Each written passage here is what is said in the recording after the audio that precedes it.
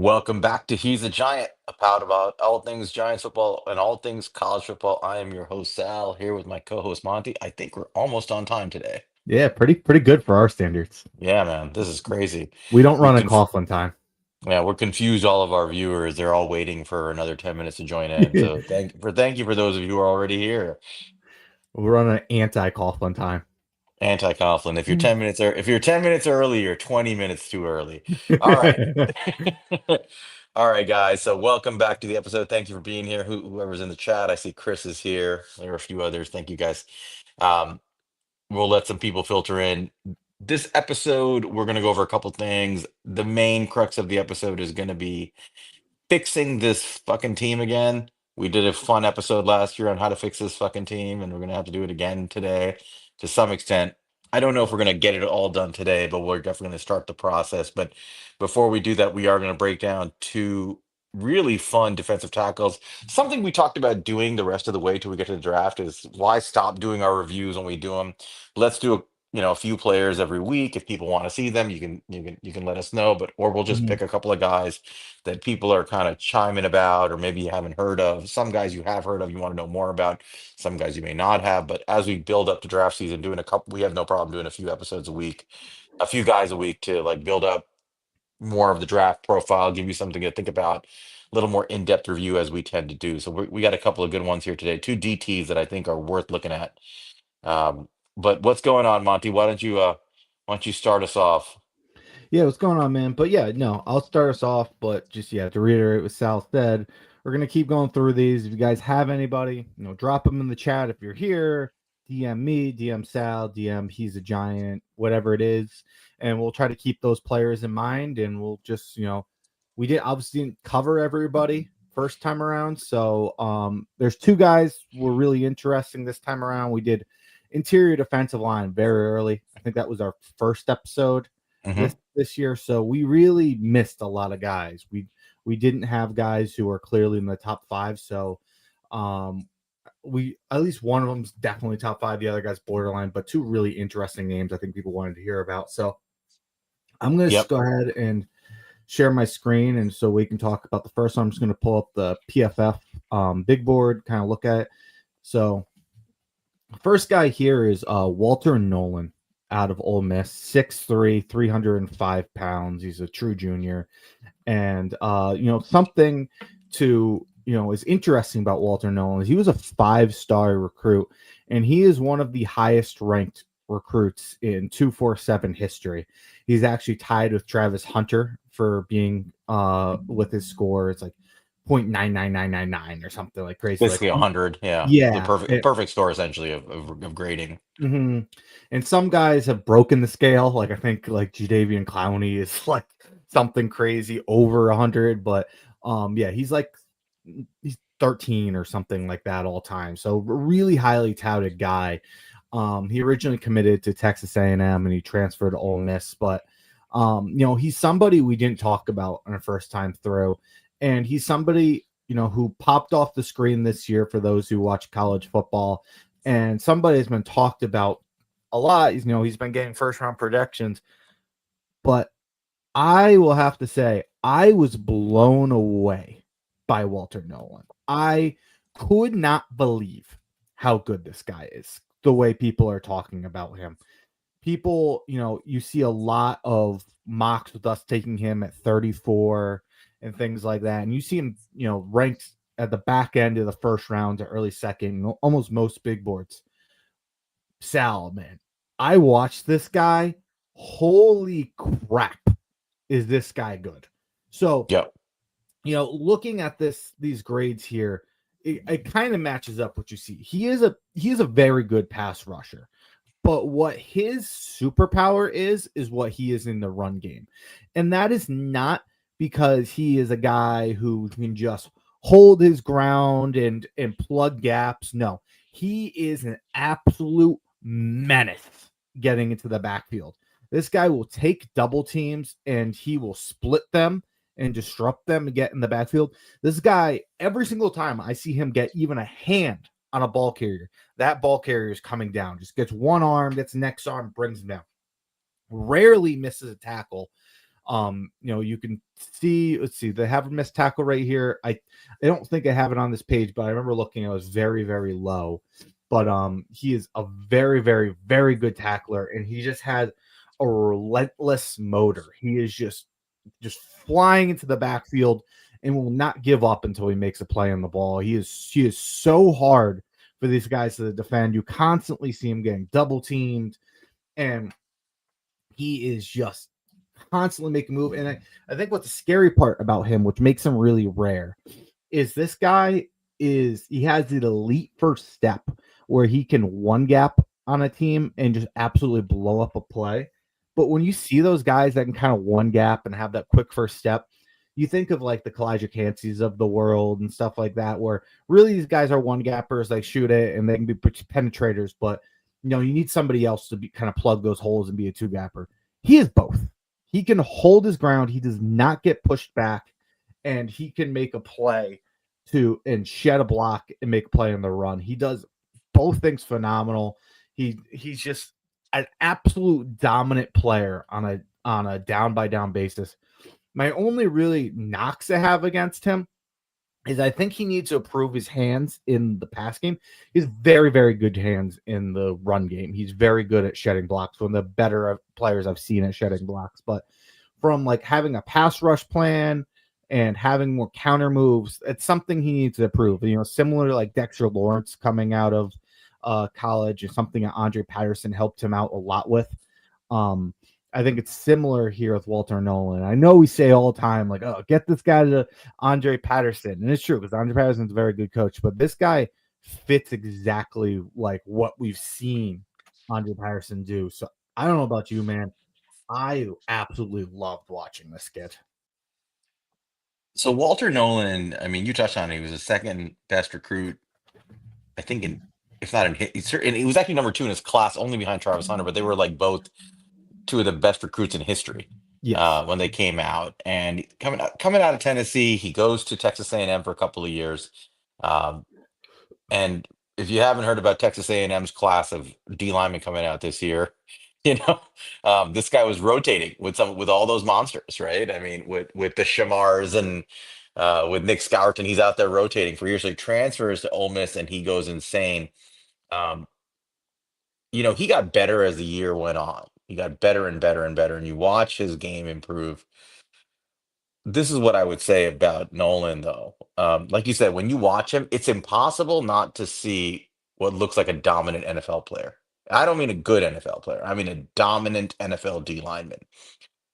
There are reps. I watched a bunch of games of his the other night, and I think you were watching them too. And I was like, and I told you, like, what you see, especially like against teams like Georgia's, early in games, a lot of teams try to block this guy one on one. It was uncanny. Like they would try, and every time I saw a team try to block him without a double team, you would see him basically just smother and destroy the guard. I mean like a pancake, like to the ground and just destroyed it. It's stuff you don't see D linemen do a lot. Like just destroy them, take them down, blow up the play. And what I saw Georgia and LSU specifically do after he did that very early in the game is immediately shifted double teaming him the rest of the game. Like he didn't have reps where he wasn't double teamed. I don't think I've ever seen that before, where a guy starts the game and so they try to block him like a man on man, and he destroys it, and they go to a double team the rest of the way, and he gets nothing but double team the rest of the way. And even with those double teams, he's like an immovable object. I mean, double teams could not move him off his spot. He would just stand there fighting off two guys. And if the ball carrier came his way, he would just shed guys like they weren't there and then grab them and take down the ball carrier. So at minimum, this guy's an elite run defender at the NFL. But when he has the ability to one gap or to just not have to face a double team, you're talking about a guy who I think would become an elite pass rusher too. Is that how you viewed him? Yeah, I mean, I still think he needs a little bit of work in his hands to truly be like a dominant elite guy, but he has that elite first step for an interior defensive lineman. That's really such an important thing for projecting these guys to be high end pass rushers. Yep. No, I mean, I think you see the traits with him. I mean, you see the pedigree. So yeah, I mean, look, we'll get into this, but I mean, we're gonna grade him like we graded the other guys. We might as well just jump to it. You talked Yeah. about his strengths. For those, we're gonna go back to our grading system, which we're gonna have to refine a little bit. But um, our scores, we can just pull them up. We basically had identical scores on him, and it's not hard to see why. Strength, we gave him a 4 out of 5. Leverage, we both gave him a 3 out of 5. There are times where his pad level gets too high. And I He never plays like super low, but it's not bad. He's just no, not like he's not getting underneath people's pads. That's not just like the way he plays. no, he tries to just destroy them right away. Yeah. It's just, and because he can, but he is going to have to learn how to use that leverage because he has natural Mhm. leverage. He's 6'4", 290. He can do that. His jump is elite, and his first step quickness and his explosiveness off the snap is incredible. And it's hard for guards to take. He's already performing at a high NFL caliber. We both gave him a 5. Quickness, we both gave him a 4. Hands, we both gave him a 4. You could have given him a 3 here because I think his handwork does need It, help. I I switched on this one. I gave him a 4 because of one thing, his grip strength. Like, Mhm. a part of hand usage is just the power is I think power like at the point of attack when you get into somebody's chest. And part of it is also your ability to just use your grip strength to just toss guys when you need to, right? As a D lineman, you got to be able to shed quickly, and he has that. Obviously, there's a lot more to hand than that, but I think those are two important features. So I give a 4 based on that. Yeah, for me with Walter Nolan, I gave him a 3 initially more because of his pass rush abilities with his hands. But he is very, very good at block shedding and using his hands in that way. And I agree with the grip. So I ultimately knocked him up a little bit on that. And Peter, we're talking about Walter Nolan from Ole Miss. But thanks for joining us. Hmm. Balance, we both gave him a 4. I've seen people knock his balance. I didn't see any issues with his balance at all on tape. Mm-mm. I didn't either. Um, Not lateral balance, nothing. Giants fit. He's a perfect fit for the Giants. He's a 5. He's a He perfect would fit be anywhere. phenomenal next to Dexter Lawrence. Absolutely phenomenal. His potential is a 4. I would agree because he's already quite well developed and a good grade of 4.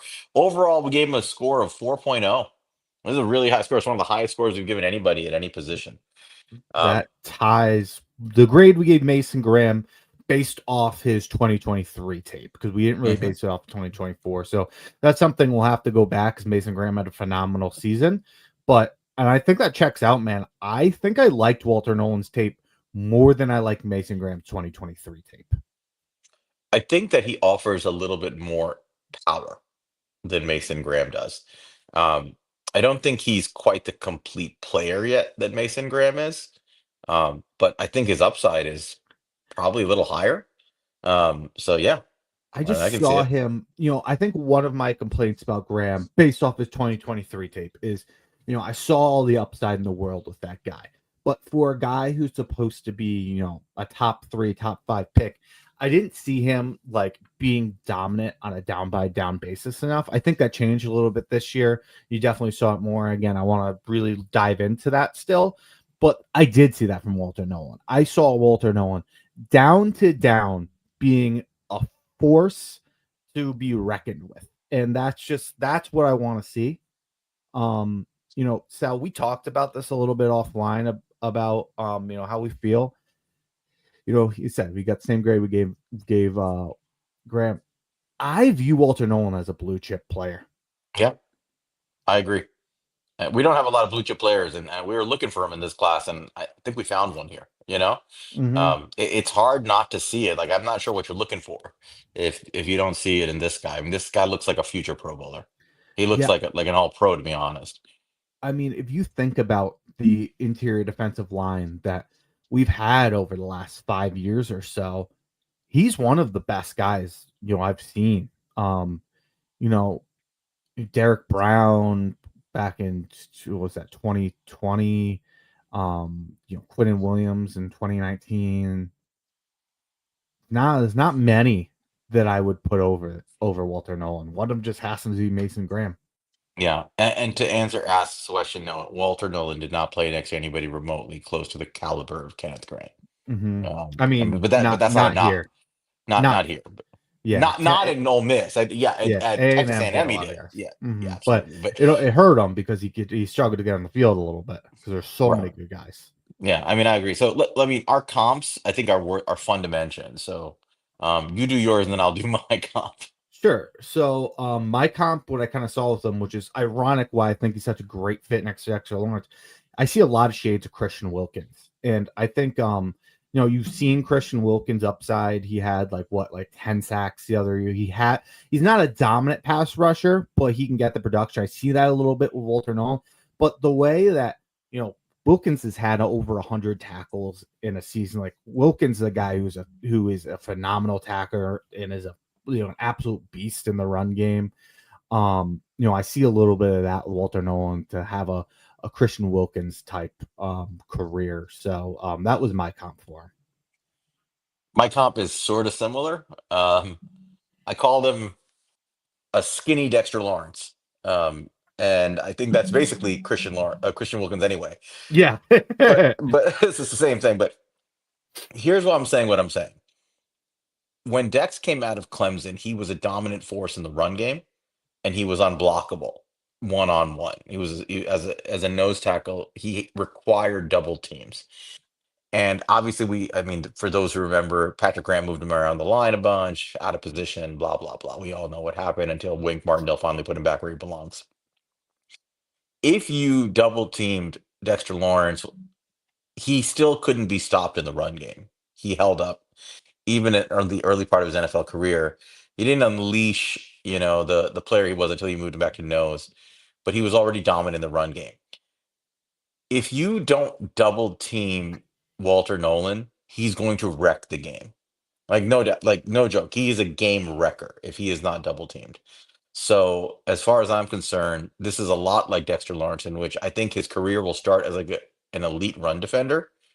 But to be honest, if he gets paired next to a guy like Dexter Lawrence, which I don't think is possible, perfect, honestly, although that'd be nice. But if he was paired next to Dexter Lawrence, I think what you would see a different player than you're even seeing at Ole Miss, because you can't double team both of them.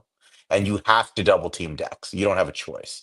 So whoever is next to Dex is going to have a chance to be a game wrecker. And I think that's what you would see. So that's my comp for him. Obviously high praise. He's going to be a blue chip star for us, a blue chip prospect, and he's going to be ranked very, very, very high in our top 100. I'll put it that way. Yeah, I'm a huge fan of him, and I will say that projecting him to the Giants, we've had some issues in run defense.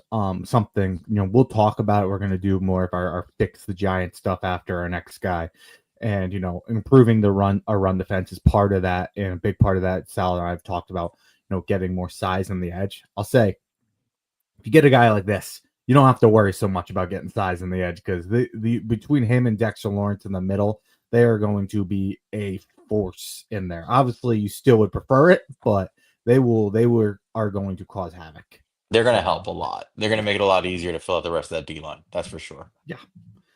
All Um, right. Anything else on this guy, or go to the next guy? All no, go ahead and you can introduce our next guy. right. So our next guy is one of my favorites. I introduced him as my guy earlier in the year when we did our D line episode way back in the beginning of the season. My guy is Aeneas Peebles from Virginia Tech. Aeneas Peebles is 6'1", 290 pounds. He was a third team AP All American this year, first team All ACC. He was a transfer from Duke. Peebles is a guy that, if you haven't seen him yet, he's one of the more fun watches you're going to see. For those who enjoy watching tape on this stuff, you will love what you see from Aeneas Peebles. He's just a ton of fun to watch on tape, and he's a menace. He's an absolute game wrecking menace in college. Um, so let's talk about him, dude. So when you see Aeneas Peebles, you notice that he's low to the ground. I mean, he's like I said, he's 6'1". I think he measured in Mhm. a little under 6'1" at the Senior Bowl. Was he at the Senior Bowl? I think he was, right? Or maybe it was the I'll Shrine double Bowl. check on that. Yeah, D-Kid knows. But I can't remember which bowl he was. Um, but he is low to the ground, and he plays lower than that. Like his stance is like a freaking cheetah, right? Like he's way Hmm. down.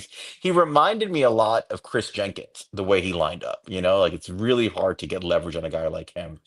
really low pad level, and every snap he's explosive, right off the snap, boom. A lot like Walter Nolan, like his first step quickness is explosive, is it's elite, fires off. He uses the leverage that he has, and the way he wins is really kind of advanced. I mean, we talk about Nolan just wins with just raw talent to some extent and power, and he needs to develop some of his moves. Peebles has a plan out there, especially as a pass rusher. He has a bunch of different moves. Mm-hmm. His go-to move, if you don't know it, is his spin move. Like he has this It's nasty. elite spin move, which is so nasty on the interior. You don't see a lot of interior D linemen do this, but you guys go watch him. And I'll try to share one of the clips that I found. I think one of the best is a clip from Miami. When Mm-hmm. they played the Hurricanes, and he puts on the most vicious spin move. Again, within like a split second, he is in Cam Ward's lap. Cam Ward does not know what to do, and he drags him down. And Cam Ward's a strong dude. And He that's took a him good down. line. Yeah, and he took him down, no problem. So that's his move. Like he has a bunch of like things in his toolbox as a pass rusher. The spin move is his elite move. But it's more than that, right? Even though he's small, he's powerful. Like I told you, like the way he plays with his leverage and he understands leverage. I have to go back and see if the guy played, if he was a wrestler. I didn't look it up, but he plays like he's a wrestler. When he fires off the snap with low leverage, I mentioned this to you. He has this technique where he kind of drops his shoulder sideways into guys into their side, and he drives them backwards, gets them off balance using that leverage in that shoulder, and then he hits them with the arm in the spin move, or he dips and rips. He does all sorts of things from that stance. He sheds blocks for a guy his size. You see him engage, and he can shed them easily, and his pursuit is fantastic. Like he's quick, so he can disengage and pursue guys and chase ball carriers. The guy plays with a crazy hot motor, and that's something you love about him, Mm-hmm. right? He never stops moving. He fights to the end. He's just a fierce competitor. Now he's smaller, so he's not Walter Nolan. If you do double him, you can take him out of the game sometimes, depending on the Yep. situation he's in. That's probably his weakness, right? He's more of like a one gapper. He's more of a pass rusher who's very good against the run. But if he's facing a double team, I think it does limit him a little bit. Um, I think his tackling could be better. It's not terrible, but it could be a little bit better. Um, and sometimes he will lose balance if he's going into one of his advanced moves and takes himself out of the play. But basically, he's a one gap, right? He's Mm-hmm. a guy with low leverage, a lot of power, a lot of explosive quick step movement, great spin move, and he's a pass rushing demon. 18% pass rush win rate from the interior, Crazy. Monty. 18% pass rush win rate. That is bananas from the interior. Just to give you guys perspective, that is almost elite for an edge rusher. For Mm-hmm. a for an interior three tech to do this is nuts. Like numbers like 10 to 12% are considered excellent at this Mm-hmm. level. Like for example, Nolan was around 10%, if I'm not mistaken, right? 10 or 11, I 11, think. Yeah. 11%. Yeah. This guy's at 18% pass rush win rate. He's basically a guy who's going to come in and wreck the passing game, Yes. and that's what you want him for. And he's good against the run. I personally think he's a three down player, but you got to have him next to like a big dude, right? Which Who's we going to have. eat blocks, which we have, right? That's the thing. Mm-hmm. Dexter Lawrence is the cheat code of all of this for everything, right? Putting in a talent.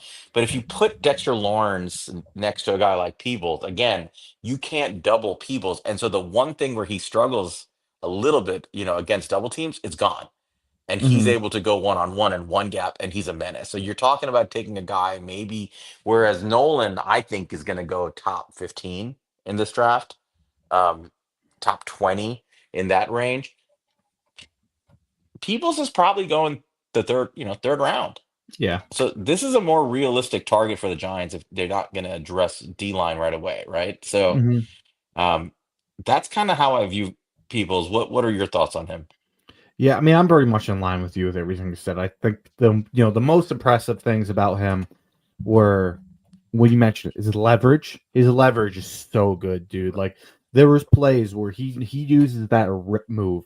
You see this man like it feels like he's like a foot off the ground. He's playing completely underneath these guys, and he's just firing off so fast and low.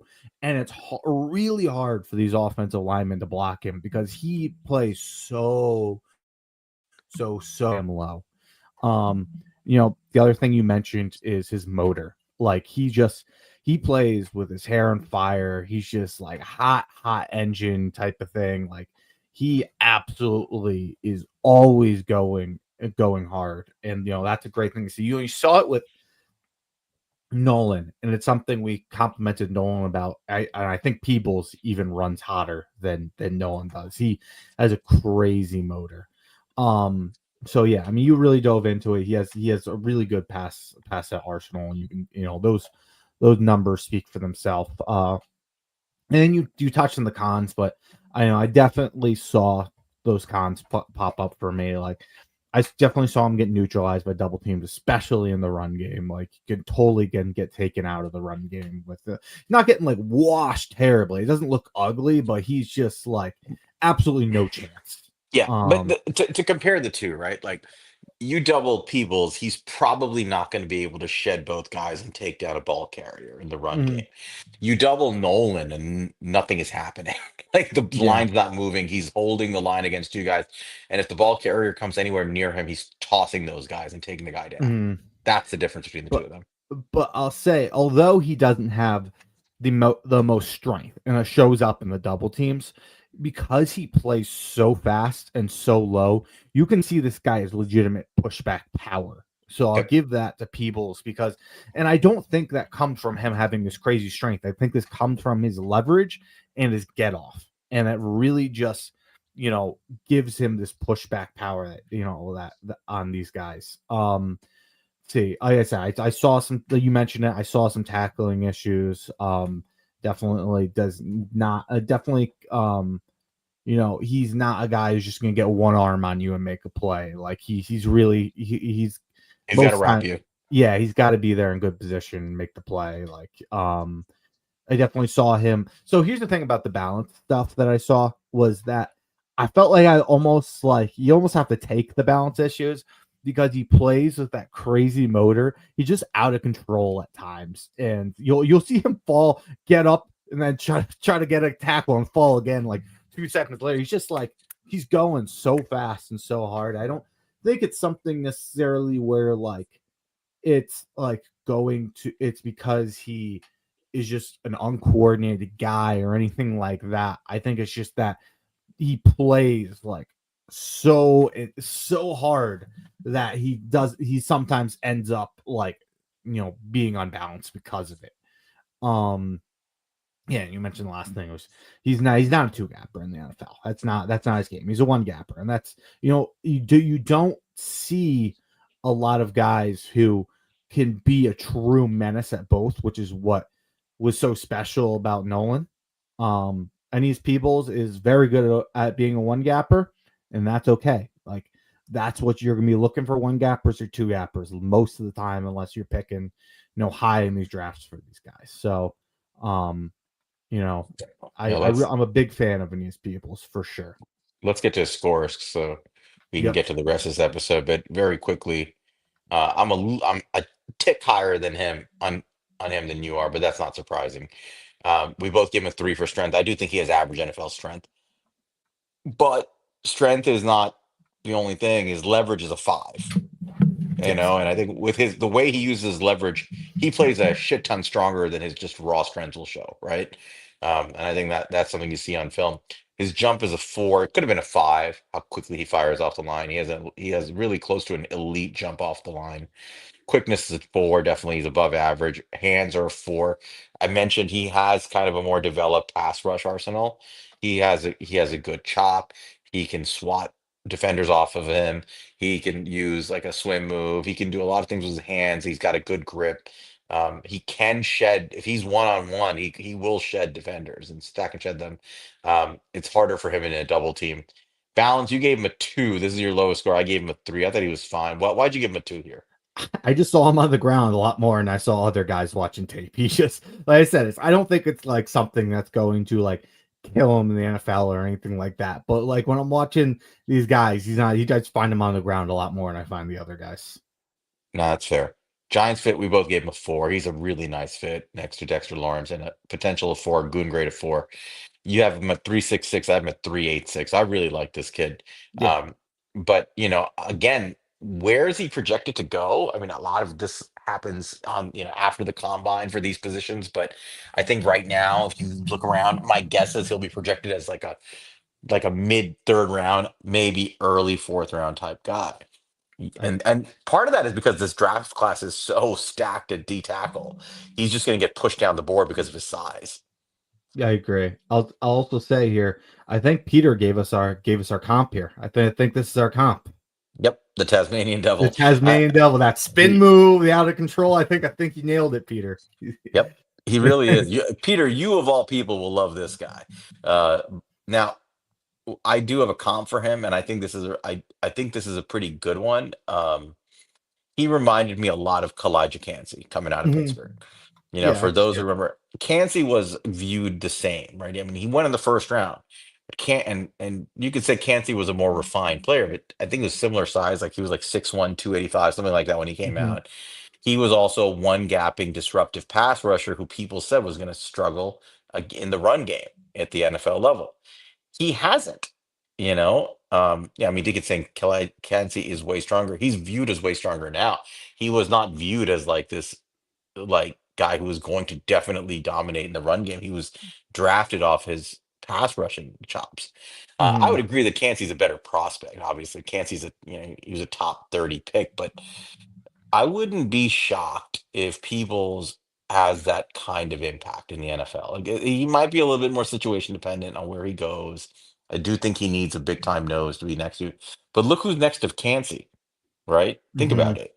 He's got Vita Vea there eating up blocks, and he's able to do his thing as a one gapper, and he's a monster. I don't think you can put Peebles in a situation where he has another small D tackle next to him. That's a problem.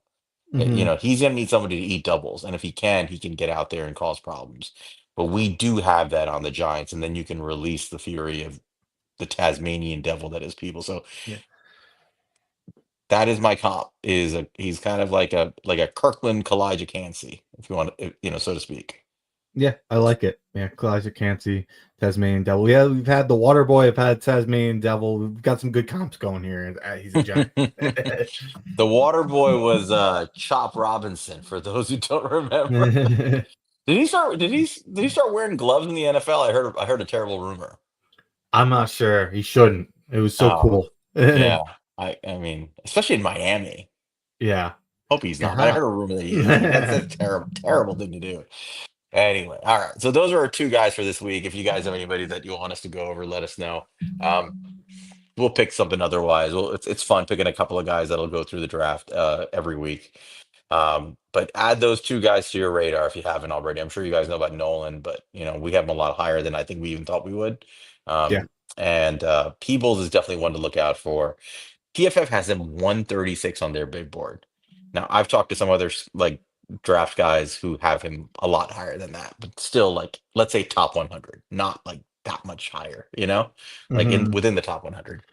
Yeah, I mean, well, see the number of where he is surprises me, but looking at like the list, like although I would argue people's higher, obviously we both grade him very highly. I Yeah, do there's a think lot of good players ahead of him. he has a lot of good players in this defensive line class. I mean, That's the he had issue. Shamar Turner at 150. Like, I know. I mean, it's like it's kind of ridiculous. Riley Mills at 131. I mean, there's some really excellent players on this Jordan list. Phillip, Deanna Yeah, Jordan Walker, Fields is Alfred Trout, 105, Darius like I'd Alexander. argue Dion Walker doesn't belong where he is, but whatever. Yeah. But you got, there are players in this list that are like ranked, like you're like, how are they this low? They're not gonna go that low. That's the reality. These D tackles are gonna go a lot higher than other Hmm. positions. They're just one of the best groups in the class. They're probably the best group outside of maybe running back. Those two are neck and neck in this group. And this is a Yeah, good I year to think get a it's D got tackle and more a running high back. end talent for the running back group has. I would agree. The running back has more like rotational starters and guys Yeah. who are impact players that way. But these like we're like 15 deep on like starting three down linemen in this class, which is if you think about it, is insane. Like 15, 16 deep on guys who you can legitimately say could easily be seen as three down starters. Yeah, I imagine we're going to be doing some more interior defensive linemen when we're doing these couple for each episode. Absolutely. All right. So that's our two guys for this episode. Let's go over the rest of this episode. So we wanted to go over. We had a fun episode last year where I think we called it "Let's fix this fucking team already." I can't believe we're doing this again, dude. We had this huge. We laid out the plan, like we talked Gave it about. to Whether we gave it to them, we said, "Here, do this." And they didn't do any of that shit. They're probably not gonna do any of the shit we're talking about now, but we might as well talk about it. So, Yep. um, for anybody living under a rock, the Giants are where they are, and just going back to the end of the season, the way to think about how we're going to fix this thing is Monty and I went back and forth on this. It's sort of like you have to have like a parallel thought process. Mm, There's what we would want as fans, which is not exactly what's happening. And then there's what's actually happening and what the motivations are of the people who are still in charge. And to understand all of this, you got to go back to the decision John Mara made at the end of the season, where he said at that, really that shameful presser that he gave, where he came out and said Joe Shane and Brian Dable are not going anywhere. They're staying with them. And then he went on to say they're really shitty at their jobs. Like they're yeah. terrible. This roster is not any better than it was 3 years ago. I mean, I'm paraphrasing, but he essentially said all these things, right? The team's Mm, not good. We stink. We're not that much better than I'm not sure we're any better than we were 3 years ago. I'm running out of patience. We better start seeing some results. We need a new quarterback. He said basically all those things, right? yes. He also said that part of what gave him confidence in going forward was that he spoke to Joe Shane and Brian Dable, and they presented him with a plan to fix the Giants that would be satisfactory, and he wanted to see it through. When you look at where the Giants finished, what this roster looks like, ask yourself what that plan is, right? What could possibly be a convincing argument that I have a plan? And I think that goes back to, and this is not news for a lot of our listeners here, that goes back to what Brian Dable said after the win against Indianapolis, which is, look what I can do if I have good quarterback play. Hmm. So the plan, any way you slice it, is let's get a good quarterback. I firmly believe that Joe Shane went to John Mara and said, this roster really isn't as bad as it looks. This roster is actually decent. There's talent on this roster, especially on the offensive side. And you can't see any of it because you, John, really, really wanted me to bring Daniel Jones back. And Hmm. we believed in him and we did it together. That's true. But you kind of wanted him back and he held us back. And, you know, I can prove to you that this is a good team. It's got, in my mind, Monty, that had to be a big chunk of the discussion. Yeah, and I agree with you. And so yeah, so now we have to look at this where this would be a completely different discussion if we fired Brian Dable, fire Joe Shane, and now there's no thought of all right, these guys are gonna have to do certain things to save their job. That's out the window. They can do everything that in their mind that's right for this football team. But we talked about this. Luckily, there is some overlap, and we're gonna try to do the best thing that kind of also it does right by them because that's what they're gonna have to do. And I think the main thing that overlaps with this is if you don't have a quarterback, your number one focus everything single offseason would be to find that quarterback. And that plan doesn't change if your GM is in his fourth year on the hot seat or he's in his first year. Yeah, you can have a little bit more patience. Yes, that is true with a first year GM, but your focus about how you're approaching that offseason is the same in the sense that we are going to do everything we can to make sure that we try to find our franchise quarterback. Whether you find one or not, that is going to be your goal of the offseason. Yep. Now, we're drafting third in a two QB quarterback class, at least in terms of prospective first round graded players, right? Correct. Um, that doesn't mean that the guys after them won't be good players. It doesn't mean that they won't be better players. None of that is known yet. But in terms of prospect evaluations, consensus view is really there are two guys that are probably going to end up going in the first. Everybody else is a question mark. Mm-hmm. Will they go 1 and 2? In my opinion, no. I'm of the belief that I think it would be highly improbable that they go 1 and 2. But that there is that possibility, and as long as that possibility exists, the Giants, sitting at third, have to find a solution to their quarterback problem that doesn't completely depend on hope, right? They Yeah. can't, not in the situation they're in. So this starts with free agency. So their Mhm. plan has to begin at the QB spot in free agency. The Giants have 43 point something or other, $43.38 million of cap space, going into 2025. There are going to be additions, subtractions, roughly that much. You're going to gain some. There's money that can be moved around. Bottom line is they're kind of middle of the pack in the NFL. They're like dead center of all teams with cap space. They're not in a terrible Mhm. cap situation. They're not in a great cap situation. They're just kind of average cap situation. The way I view it is they have many options to do what they want with this money. And next year, as it stands, they have $141 million in remaining cap space. So you better believe they're going to be thinking about borrowing from that if they want to start using free agency. But they've got a lot of roster holes, Monty. We just talked about it. They need, probably in our minds at least, they need a couple of D linemen. They definitely need a starting cornerback opposite Deontay Banks. They may need a safety. I don't know what's going to happen with Pinnock.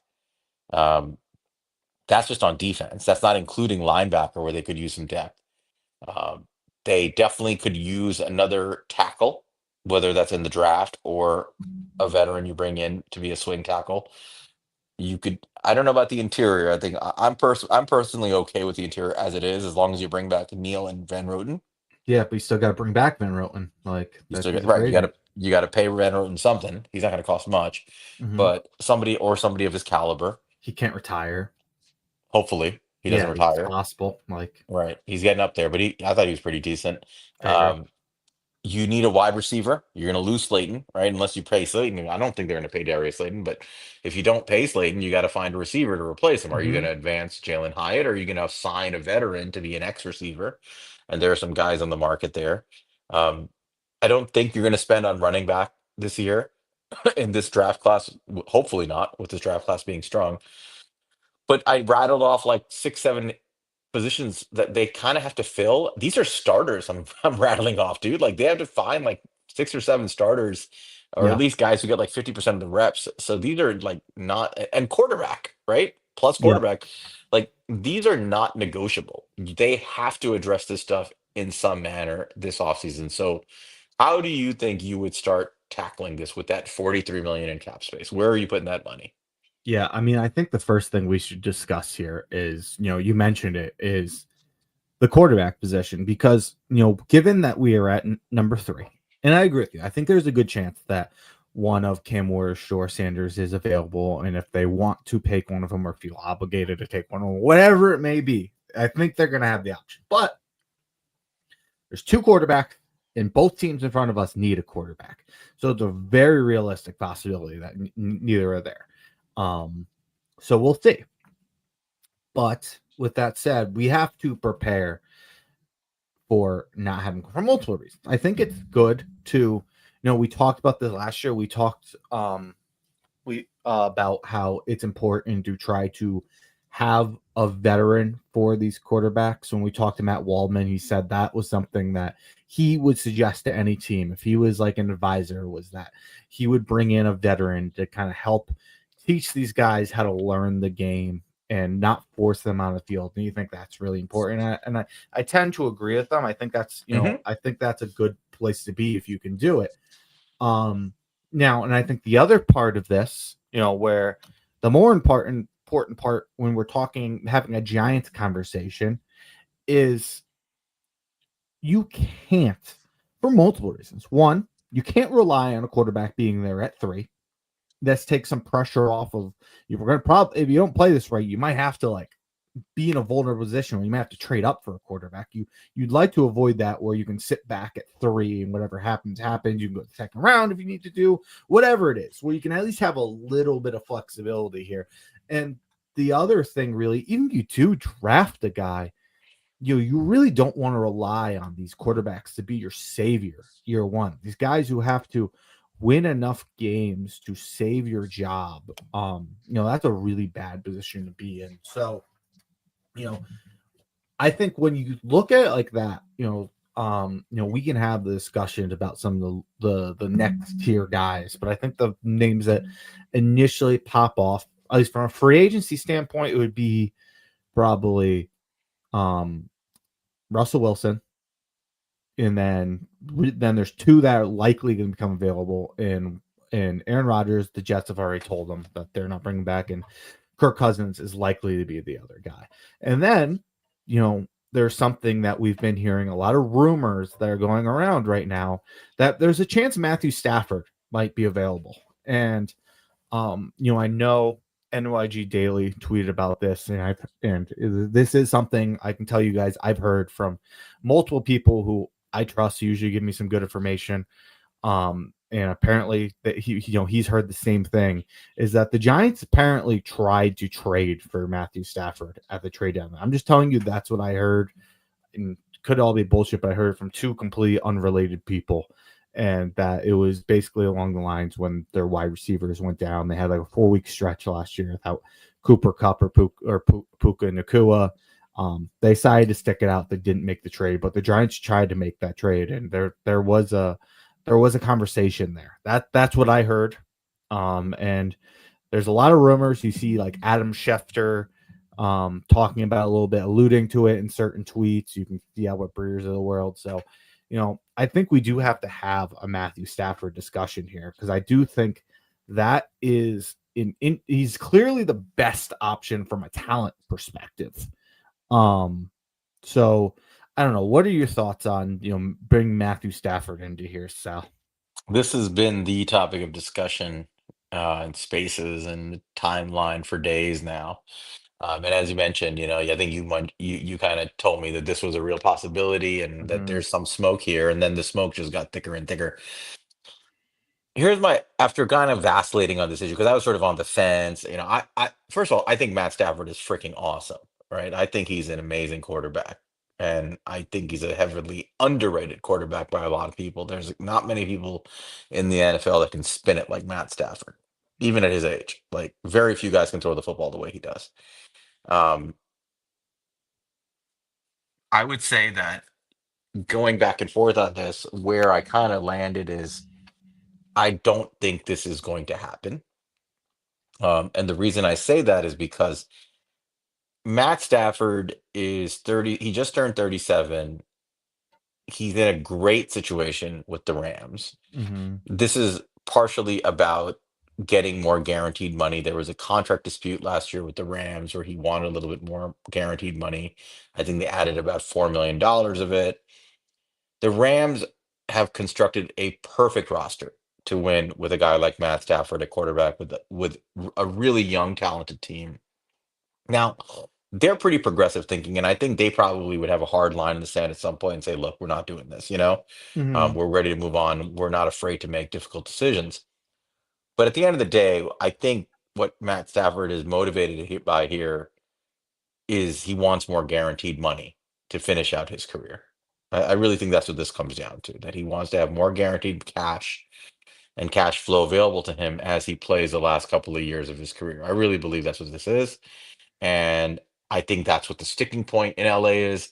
And at the end of the day, I do believe that Joe Shane is known around the league right now as a desperate man. The Giants are Mm-hmm. known as a desperate organization. This was made clear when John Mara gave his little impromptu presser, that we're a desperate team and he's a desperate GM. Come get him, essentially. And everybody around the league knew this. If you're Matt Stafford or any player and you're trying to leverage the team you're with, there is no better mark to use to leverage than Joe Shane. Mm-hmm. Now, I don't doubt that Joe Shane has genuine interest in Matt Stafford. Of course he does. Like, why wouldn't he? Right? I mean, just objectively, why wouldn't you inquire and kick the tires on him? But again, if I'm thinking of it from the perspective of CAA, which represents Matt Stafford and Matt Stafford's family, you want Joe Shane fighting to try to get you and saying, "I'm going to give you more money," to be able to go to McVay and say, to McVay and Snead and say, "Look, we're ready to request this publicly." Mhm. unless you guarantee us $20 million more money. And I think that's what's my opinion is that's what's going to happen. That like Mhm. somewhere between like 4 and 20 million more guaranteed dollars is going to come Matt Stafford's way, and he'll stay around. Yeah. And I hope you're right. I think that's what I'm hoping happens at this point because that's what it is. I mean, you've heard it all over right now. The Rams and Matthew Stafford, it's been reported on, are talking. They are talking about a restructured contract right now, and it's going to come down to if that gets done or not. And if it doesn't get done, that's where it opens up where a certain trade could happen with the Giants. So for me, I'll just talk about where I think it does make sense for us if it does happen, because I don't think that there's a lot of places for me personally where I do think it makes sense with Giants. Obviously, I prefaced where I think getting a veteran quarterback makes sense, and the idea of bringing in Matthew Stafford is exciting to me. Obviously, as a Giants fan, it would be fun to watch a quarterback as good as Matthew Stafford. He would immediately be a top 5 quarterback in the NFC at the very lowest. Like it would be a huge upgrade in the immediate for the quarterback position, and that's something worth considering. But I think the main thing that concerns me here is Matthew Stafford is clearly doing this to get more money. And if that line in the sand is drawn with the Rams and they don't get there, it's what are we going to have to pay to make that happen? Is that 45 million a year? Is that 50 million a year? I don't, before we even jump into the assets that's going to make this happen, which I don't think will be insignificant. Um, I don't think the third pick, like, Colin Coward threw out there, but I don't think it's going to be insignificant either. But that's a lot of money. That is a lot of money to be pay a guy who's essentially just you're hoping to be a bridge for. You're not going to win a Super Bowl with Matthew Stafford. You're not a quarterback away. So I don't see the point of paying a quarterback that much at that point. And I'm not advocating for this. I tweeted this out. I would rather be going after a guy like Sam Darnold. And I'm not saying I want to go after Sam Darnold. That's not what I'm saying. But if you're going to be paying $40 million plus for a guy, at least give it a guy that could potentially be like a future guy for you. There's no world Stafford becomes that for you. You get 3 years at a Stafford max, probably. There's a world where Stafford retires next offseason. Like you gotta be that's a realistic thing, and that guaranteed money you give him in a new contract is just gone. If you give him 2 years guaranteed, you're still paying that even if he retires. To be And clear, like if you do bring him in, Monty, if this is your plan, right? Um, Mom was telling me to take Kelly out of my decision making. It's difficult. It's difficult. I would enjoy having Kelly Stafford on our pod. Uh, so I'm trying to be objective here. Um, Realistically, Monty, if you did get Stafford, what you're as much as I'd like to believe that they would then bring in a young quarterback for the money you would have to pay him for the draft capital you'd have to give up to get him, which we haven't really gotten into. But realistically, you're probably looking at a couple of day two picks over the next 2 years. Which day two picks, I don't know, but probably a third and a conditional second, or something like that, a second and a third. Who knows, right? Somewhere in that territory is probably a realistic price, which is not insignificant for a team like the Giants. But if you're getting him and you're going to pay him a lot of money, like let's say 3 years, $135 million, Mhm. something like that. At that point, you really, you almost have to do the whole I'm committing to Matt Stafford and Matt Stafford alone for the next 2 to 3 years. And I'm going to push the shit out of this money back.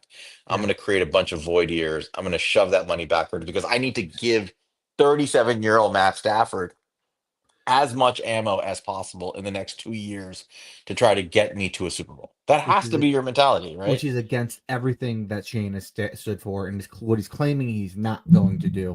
And that's not what we should be rooting for as fans, is for him to he's trying to create a win now window for a team that's not ready to win now. You're creating a save your job window in that point. It's not to win a Super Bowl. Make that clear. They know that they're not close enough to win a Super Bowl. So yeah, that's what we go look at. I would say the only thing you know, that maybe is a situation where I would more entertain because I think it was Peter throughout. Like he has 27 million cap hit this year. I think it's 29 next year or something like it's very reasonable on his current contract what his cap hits are. If there's a world where you can add like 1 year 50 million on the end of that, give him some signing bonus, guarantee more money out of these years or something, you can kind of keep that built-in deal from the money that the Rams are eating. I'd be interested. And that's kind of where I was intrigued with Stafford to start with. I was like, okay, wow, because they'd be trading him, this suddenly becomes a really affordable contract. But if it becomes a thing, because he has no guaranteed money left on that deal. And so there's a very realistic thing. He just wants his contract torn up and wants a new one. And if that's the case, I'm not interested. I am not interested whatsoever. If there's something where we could take advantage of his current contract, maybe just throw a third year on that, I would be interested in discussing that. But again, the draft capital I don't think is going to be insignificant, and I'm still going to draw kind of a hard line on that as well. So I just don't see a world where I'm going to be happy with a Matthew Stafford trade. It'll be tough. I mean, it's just it's hard to make it work. It's not that independently Matt Stafford is a bad pickup. It's that where the Giants are as an organization, as a roster, what you'd have to give up in draft capital and money would almost hamstring you immediately from making the decision make sense. That's the hard Mhm. part of the Matt Stafford Yes. thing. I mean, no doubt in my mind. Don't get me wrong. If we got Matt Stafford, I'd be part of me is going to be just pumped. Like Yeah, we have a we quarterback get like to Matt watch good Stafford. football again. Yeah, That's yeah, I great. mean, it wouldn't. I know people think we're still like like a 5-6 win team. I wouldn't be shocked if we're like a winning team with Matt Stafford right off the bat. I mean, he's a winner, and Mhm. I can see him really elevating the offense and Y- putting up enough points to win where that can galvanize a team. I just don't see it being a championship contender. And what does that do for us if we still Right. don't have Gore? If they turn around and they take Cam Ward or Shador at 3, then it's Makes like, it okay, better. yeah, I Yeah. kind of get at this time, for everybody killing the Falcons for what they do, this is Kirk Cousins and Michael Penix on steroids. This is like way like more predictably Kirk like Cousins just cost money. He didn't cost draft picks. yeah, and he Yeah. was a And good deal, Mhm. like in Right. consideration. Like he was Yeah. coming off that Achilles, so they got him like 35 million a year. Like Right. they got him for a pretty good price. Like so, yeah. It's tough. So I don't ultimately I can't really entertain it just yet. I think if the way I'm looking at it is if the deal did happen, then we have to kind of reassess everything about where this Mhm. organization's going. Take that off the table for a second. Yeah, Here's your other options. It sounds like the Vikings are not going to franchise tag Sam Darnold. sure. And he's probably going to hit the open market. So he immediately is the most expensive free agent on the market. Mhm. Probably going to make in the territory of 3 years, 40 million or so a year without a franchise tag attached to him, right? Mhm. Um, Year before. he's Maybe last year, 27. yes. What is he? 27, 28 years old, something like that. Yeah, something like that. Had a great year this year playing with Kevin O'Connell. Um, would you pay Matt? Would you pay him? Would you pay Stan Darnold? I'm personally not interested in paying Sam Darnold, but again, like I said, I would rather do that than pay significant money to Matthew Stafford. And again, it's nothing against Matthew Stafford. You said it. Once 37, once 27. Like if it works out, like Sam Darnold had a fantastic year. My main concern here is Sam Darnold's had he's had a resurgence in his career this last year. And part of that started with him going to San Francisco and training underneath Kyle Shanahan. And then he went to Kevin O'Connell, who's a McVay disciple. And, it's all that Mike Shanahan like tree offense. It's the And same offense. it's not what we run. And I don't, and it's a very, very quarterback friendly offense. And I don't see that being something where I would feel confident that we're going to get our money's worth off the season with a very good year with Minnesota, like a very good Minnesota team, and more importantly, a very good offense. Um, and I don't see that being worthwhile for us. Yeah. I think it would be a similar issue. I mean, you'd have the draft capital, but you'd be spending significant assets financially to bring in a guy like Mhm. Darnold. Um, you you really can't draft a young quarterback at that point. I mean, that's the reality. Like if you're Darnold is your young quarterback, and it becomes tough. Like, who are you going to draft to sit behind Sam Darnold, who's 28? Like, I guess you could in theory, but it's unlikely at that point that you do. If I saw him do it in our offense, or we just brought in somebody from the Shanahan tree, I'd even consider it more. Like if I'm the Vikings and I don't have JJ, there's no question. I'd be fucking pay him. That's a great. The JJ makes it why they're going to move on because they have a Hmm. guy and they trust. But like I get it in that sense, but for us, we just totally don't know what he's going to be here. Yeah. It's a very big risk. So take him off the list for a second. The Yep. next best quarterback is Russell Wilson in Hmm. terms of value and quality of play this past year. Russell Wilson's getting up there in age too. He's in his mid 30s, but he did have a good year in Pittsburgh. He had an okay year in Denver the year before that after the horrendous start there.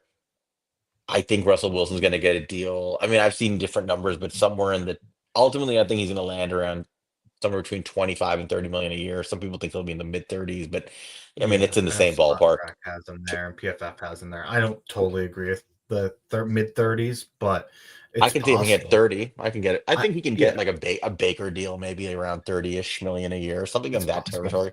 With inflation, it's certainly possible. Hmm. Would you give Russell Wilson a 2-year, $60 million deal?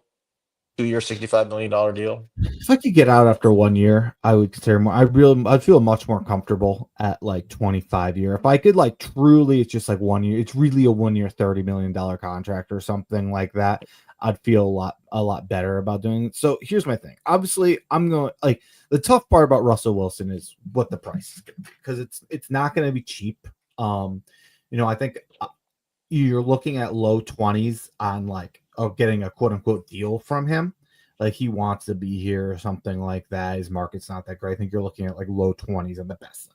And I would be all over that. But here's the thing. We're going to talk about guys. We're going to go through these options. But to me, Russell Wilson, I think, is kind of the happy medium of all these guys we're going to talk about. I think he comes with limited baggage. Some of these guys we're going to talk about comes with baggage, whether it's injury or off the field or anything like that.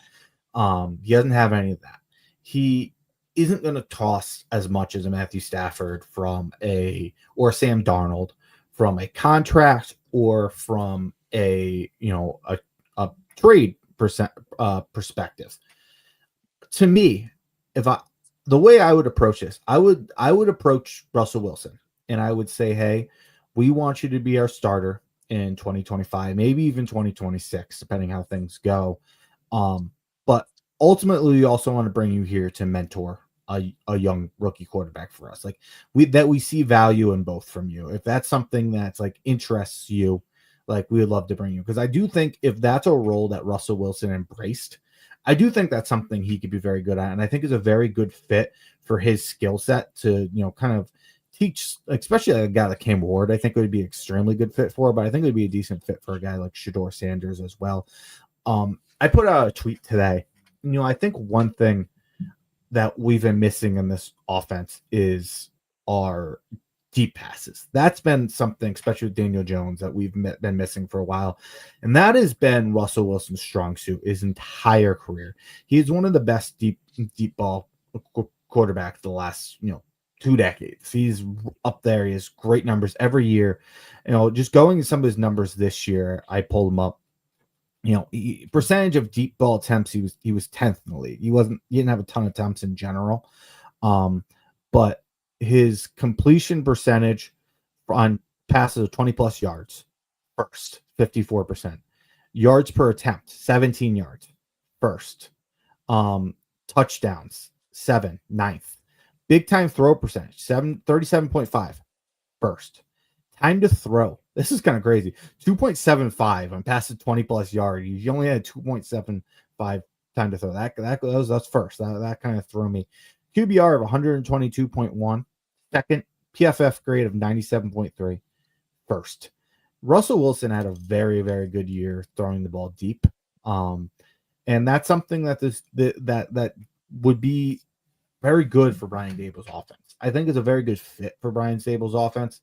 And I think he just is kind of the medium of what we're talking about here, of giving a guy who can give a rookie quarterback some time to develop and don't force him into a situation where he has to be the savior, and give him a mentor who can help him kind of like prepare for the games and understand it, and also give you something where, let's be real. Joe Shane and Brian Daboll need a guy who can help save their job. And I think Russell Wilson's on the lower end of guys who can do that for them. I think that it's kind of starts around Russell Wilson, where it's like, is this good enough to save his job? Maybe. Like, I think, especially given the fit in the offense, I think he might be. He really can show what it's like. Hey, this is what we've been missing from our offense. This is what I haven't had. So I would be here for Russell Wilson. I'm not here when we start talking about the 35 million per year that's getting tossed around, but and the other numbers we are talking about, I think I would do it. What about you? And yeah, I mean, I don't mind Russell Wilson. I think he's a good player. I think the issue comes into, like, you can't ignore the price tag. You know, Mm-hmm. again, this roster needs a lot of development. I want the primary goal here is not, in my mind. Again, this is where the parallel tracks of fixing the team matter. I understand why they, meaning Joe Shane and Brian Dable, might be motivated to bring in a guy like Russell Wilson because it helps them put up production and try to win games right away. I think probably better than anybody other than the Sam Darnold pickup or the Matt Stafford pickup. But is it that much more than you get from some of the next tier guys considering the price point difference, right? I mean, you have to Mm-hmm. factor that in. So I'm not as interested in paying. Well, this is where you and I differ. I'm okay with it, but I'm not that interested in Russell Wilson at that, $30 million price point. The guy I would have my eye on, for a lot of reasons, um, is actually Jameis Winston. Mm-hmm. So Jameis is 31. For the former number one overall pick. Everybody knows Jameis. Jameis, I love Jameis. If you don't love Jameis, you Yeah, don't we love all life. love Jameis. Jameis is incredible. I think he could just bring good vibes to the team. We could Mm-hmm. sure use it, some joy. But the thing about Jameis, just from a football perspective, is we know what he is, right? This is not a guy who's afraid to throw the rock. He's Mm-hmm. going to throw it at his receivers and he's going to throw it to the other team. He Yeah. throws a lot of picks, he throws a lot of touchdowns, he throws the ball a lot. But what he does do, if your goal is to excite the fan base, put up points, and start developing your receivers to some extent, from an offensive standpoint, he will do that, right? Mm-hmm. Jerry Judy had a career year with Jameis. As soon as Jameis came in, Judy went crazy, right? Like, I mean, and Yeah. and part of that is because Jameis just said, "I'm going to throw you the ball, go get it." It's something that, like, he, where I mean, obviously Deshaun Watson was terrible, but even in Denver, like, if you think about it, Russell Wilson wasn't utilizing Jerry Judy, right? It just, for whatever reason, that connection didn't happen. Jameis is somebody who will say, you can run a route, the ball's coming your way, Yeah. and I know that's a little reckless, but if you're not going to win a Super Bowl, what's wrong with that, right? Mm-hmm. Getting your receivers out there and throwing them the football. So I'm talking about Malik Neighbors, who I'm saying who didn't run any damn slot fades this year to success, which was his number one route in college, because our quarterbacks couldn't throw with anticipation and they just stopped running it. I'm talking about Jalen Hyatt, who's a go route guy, but he is a menace if you can let him run the damn thing. You gotta give these guys a chance. So Jameis is the guy who will give these guys a chance, and he will throw the ball. And is he gonna throw the ball to the other team? Yeah, but he's also going to give your receivers a chance and you'll find out what they can do. And I think that's a big part of what it is. The other part of this is Jameis is a team guy, right? He's Mm-hmm. a team first guy through and through everywhere he goes. He look, the guy was the number one overall pick. He won the Heisman Trophy. And he realized that he just wasn't successful as a starter. He showed a lot of personal insight when he talked about leaving Tampa and what happened. He said, I took that team and I threw for like 30 touchdowns and 30 interceptions that crazy year. And he's like, we were a losing team. He's like, and Tom Brady comes in and has the exact same team I had, and the next year wins the Super Bowl. And and he talks about it very candidly about like, I understand the difference between me and Tom Brady, basically, and like Hmm. the quarterbacks of that caliber. And he, after that, accepted his role very, really with a lot of grace as the Hmm. backup to Drew Brees, stayed there, was beloved in New Orleans, then goes to Cleveland. Say what you want about Deshaun Watson, the person, but Deshaun Watson, the teammate, was his teammate, and he defended him in that locker room, right? He said, that's our quarterback, that's our teammate, and he stood up for the players in that locker room, not just Deshaun, but everybody in a difficult year. He held that team together. This team could use that. He's a culture guy, right? Hmm. He's a culture guy. He's a team first guy. He's going to get your receivers the ball. He's not going to cost any money. I mean, he's going to cost somewhere between 6 and 10 million a year, somewhere in that Yeah. territory, wherever he lands. So this is a guy where you bring him in, he can start for you. He can start developing your receivers. I think he would be an excellent mentor to a young quarterback because he's Hmm. been there as like a top pick. He's been through the trials. He's a good person, you know, as a teammate, and he won't cost much. So he's going to leave you the financial flexibility to build your roster in. So I'm Yeah. personally Team Jameis, and he's obviously out there in New Orleans saying, "Hey, Giants, sign me." You know, like, I Yeah. think he said that to every team though, because that's what Jameis does. But I Hmm. would love to sign Jameis Winston. Yeah. No, I understand where you're coming from the perspective of like we were talking about from our perspective. I totally understand where you're coming from. Like he is the level of where you know who cares? Like we're not winning a Super Bowl anyway. Like and he can, he gives you enough where you can feel comfortable starting him for at least part of the season. He like you said, he's going to help develop your wide receivers. The team was going to rally around him and love him, even when he's struggling. But I think what I push back on is the other side of it of these guys need to save their job. And I don't think you could sign Jameis Winston and then not get a quarterback at 30. I think if you're confident you're going to get a quarterback, you can do it. If you're picking one or two, I think that's you can do that. But picking three, I don't know how they can do that and then not trade up if they feel like they're going to miss out on one of these guys. And that concerns me. Like I think Russell Wilson's a top half of the NFL QB, like top half starter.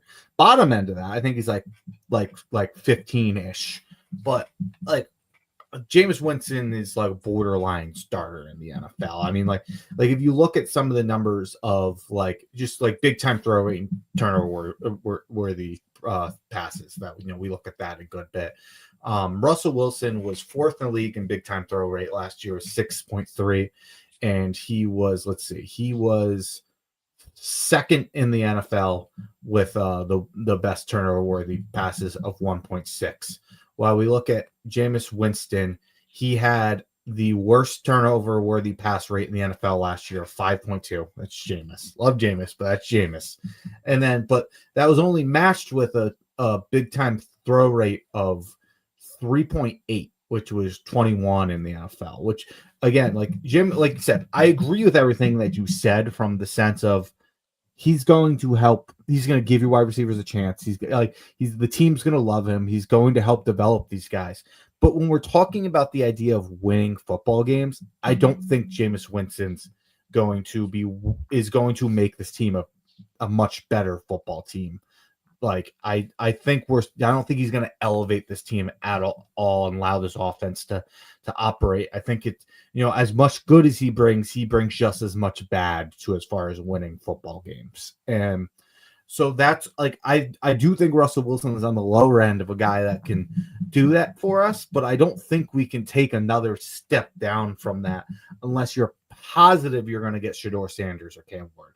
I think this is where you have to be a GM and know what you're doing. I mean, I mean, look, anybody with a Twitter account and a YouTube page can isolate these scenarios and make decisions, but we don't get paid, 5, $10 million a year to make these decisions. Your GM does. I think at some Mm-hmm. point we have to stop expecting this man to operate as if he's a fifth grader. We have to expect him to operate like a general manager and make intelligent decisions. And you can't go into every decision afraid of your shadow. You can't do this. Like at some point, like he was retained by the owner to Mhm. be a better GM ultimately, right? To be better at his job. The correct decision without doubt here is to get a guy like, forget about your fears about winning or losing. The correct decision here is to bring in a guy like Jameis so that you retain the financial flexibility to build the roster out and be better. Jameis plus more players for that money is a better team than Russell Wilson with less players. I'll say this though. There's two parts to that though. One, I agree with you with everything. Like I'm all for criticizing the situation that Joe Shane himself put him at today, but the situation that Joe Shane put himself in today should have ended up with him being fired. And because it didn't end up with him being fired, and John Mara decided to not only, not give this guy any sense of job security, but really, take away job security and really, put a win mandate essentially for this year for him. I don't think we can sit here and be like, why is he scared? Of course he's scared. That's what they did to him. That's the situation John Mara put Joe Shane in by the way he did. Like I know it's Joe Shane's fault for being here, but he did not like give that man any more reason to think he's safe if this season doesn't go well. So it's at the end of the day, it's the reality we're in. And I'll also say, like, I don't think it's going to be this huge hindrance to build this roster. You could, pay Russell Wilson $15 million this year, cut him after this year, and be in a situation where you probably set this thing up where you cut him before the third league year, and for money escalates, kind of like a Baker, Derek Carr, or whatever. There's been a few deals that have done this, and pay him the extra 15 million next year. And it's not ideal, but it still gives you a lot of flexibility to build a football team. Yeah, no, I hear you. I think this is where like this is going to be the big decision, right? How they spend that Mhm. money, because I think they can go in either one of these directions. They can go with Jameis and show that they're willing to wait for. Sorry, I'm harassing Rad in the chat. Um, but we can see if he's willing to go the James route, or if he's really just going to try to hedge his bet with Russell Wilson. But then he has to get creative, about the cap management and all that stuff, and Mhm. that's going to matter, right? And anyway, before we go forward in this discussion, which I think is a lively one, Stan, welcome Stan, put up a little news alert that I've been paying attention to. Um, John Mara looking to sell 10% stake of Giants ownership. So it was reported earlier today that the Maras and the Tishes, just recently, that they have retained, um, I believe, an M&A firm to look for a buyer for 10% ownership stake through private equity of the Giants. And people are speculating all sorts of things about what it could mean. I think it's a little early to know what it could mean. Here's what we do know. The NFL earlier this year did give the green light to their owners to sell a certain portion of their ownership to private equity asset. It's Moelis. That's the M&A firm. So they're allowed to get private equity firms to buy into their team. What does that really mean? The NFL owners, the NFL team organizations, these franchises are worth way more than most of these owners paid. Remember, the Giants bought the team for $500, and they sold half Mhm. of their ownership stake to Tim Mara sold his half to the Tisch family in, I think, 1991 or something like that. Um, so there are 50-50 owners with the Tisches.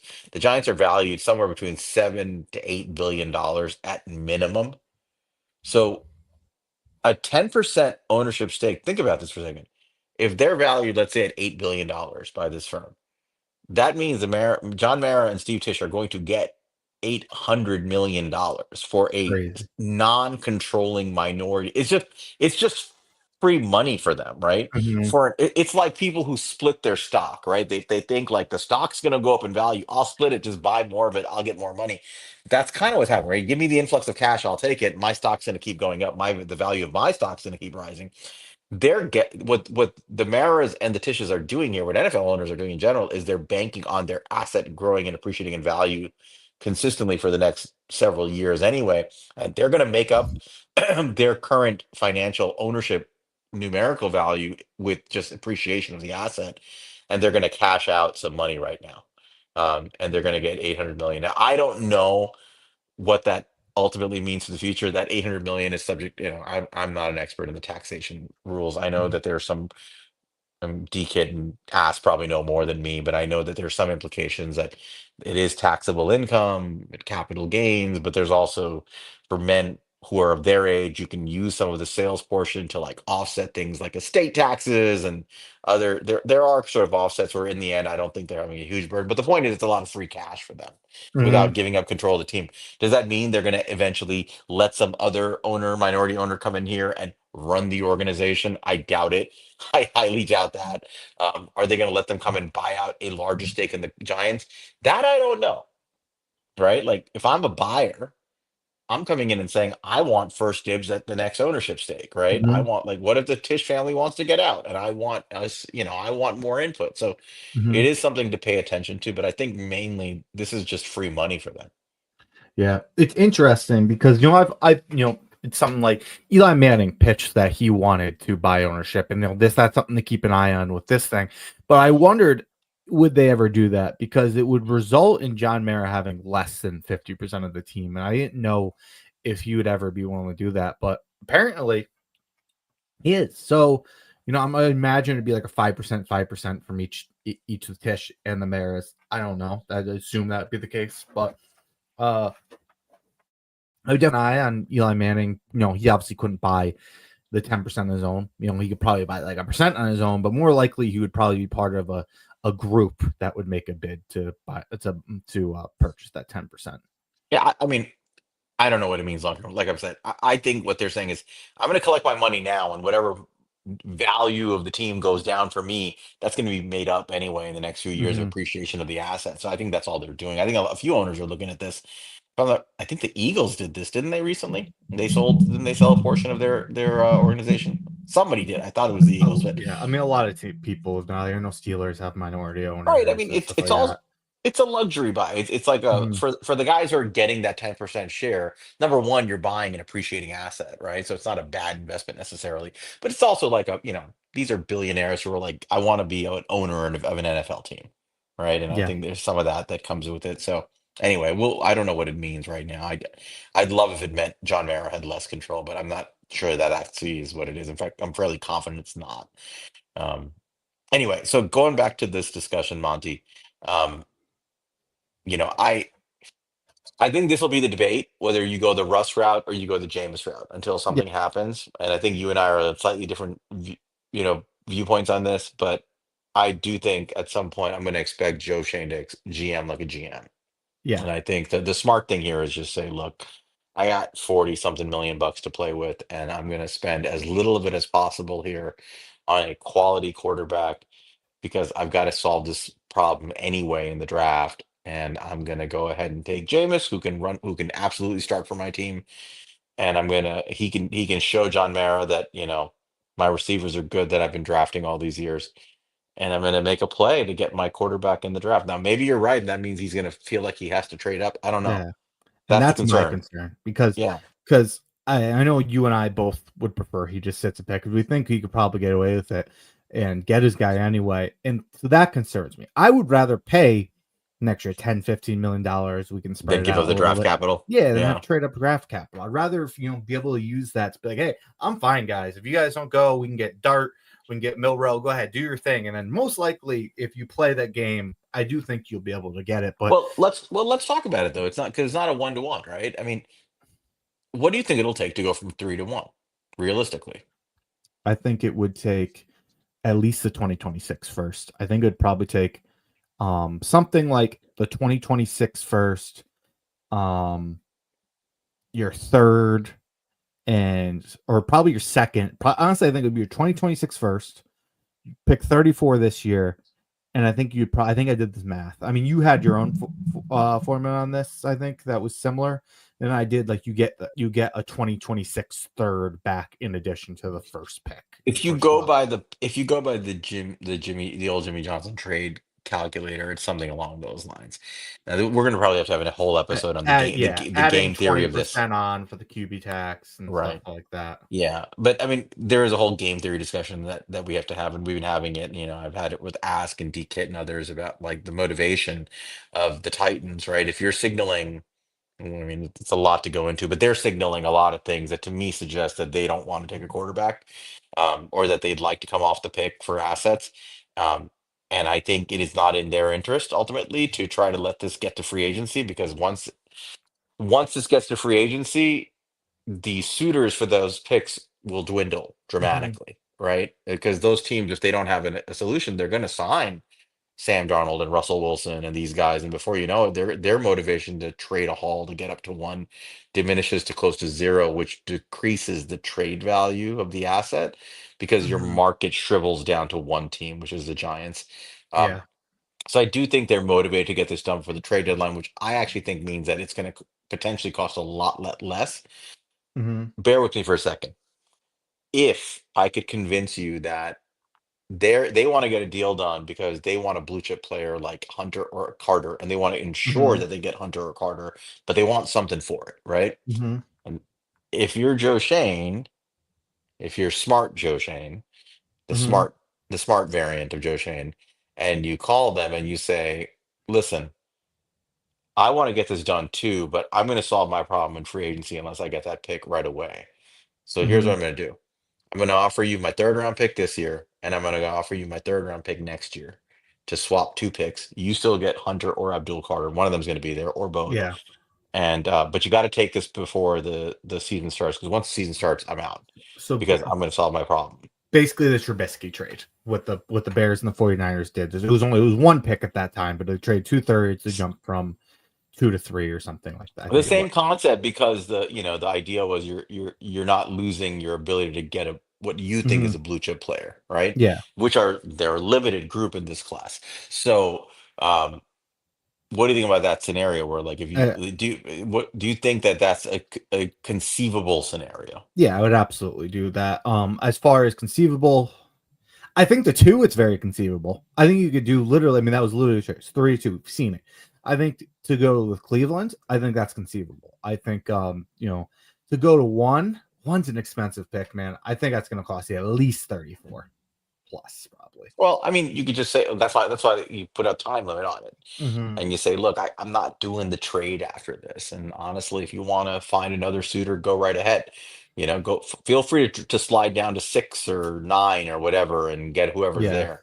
Like I think you have to play a little bit of actual negotiator here and be a smart GM on this. And so, yeah, that's for fair. argument's sake, if you could push them into that world, what's more costly? The 25 million a year 20 to 25 million a year for a couple of years for Russell Wilson or two third round picks? What's more valuable?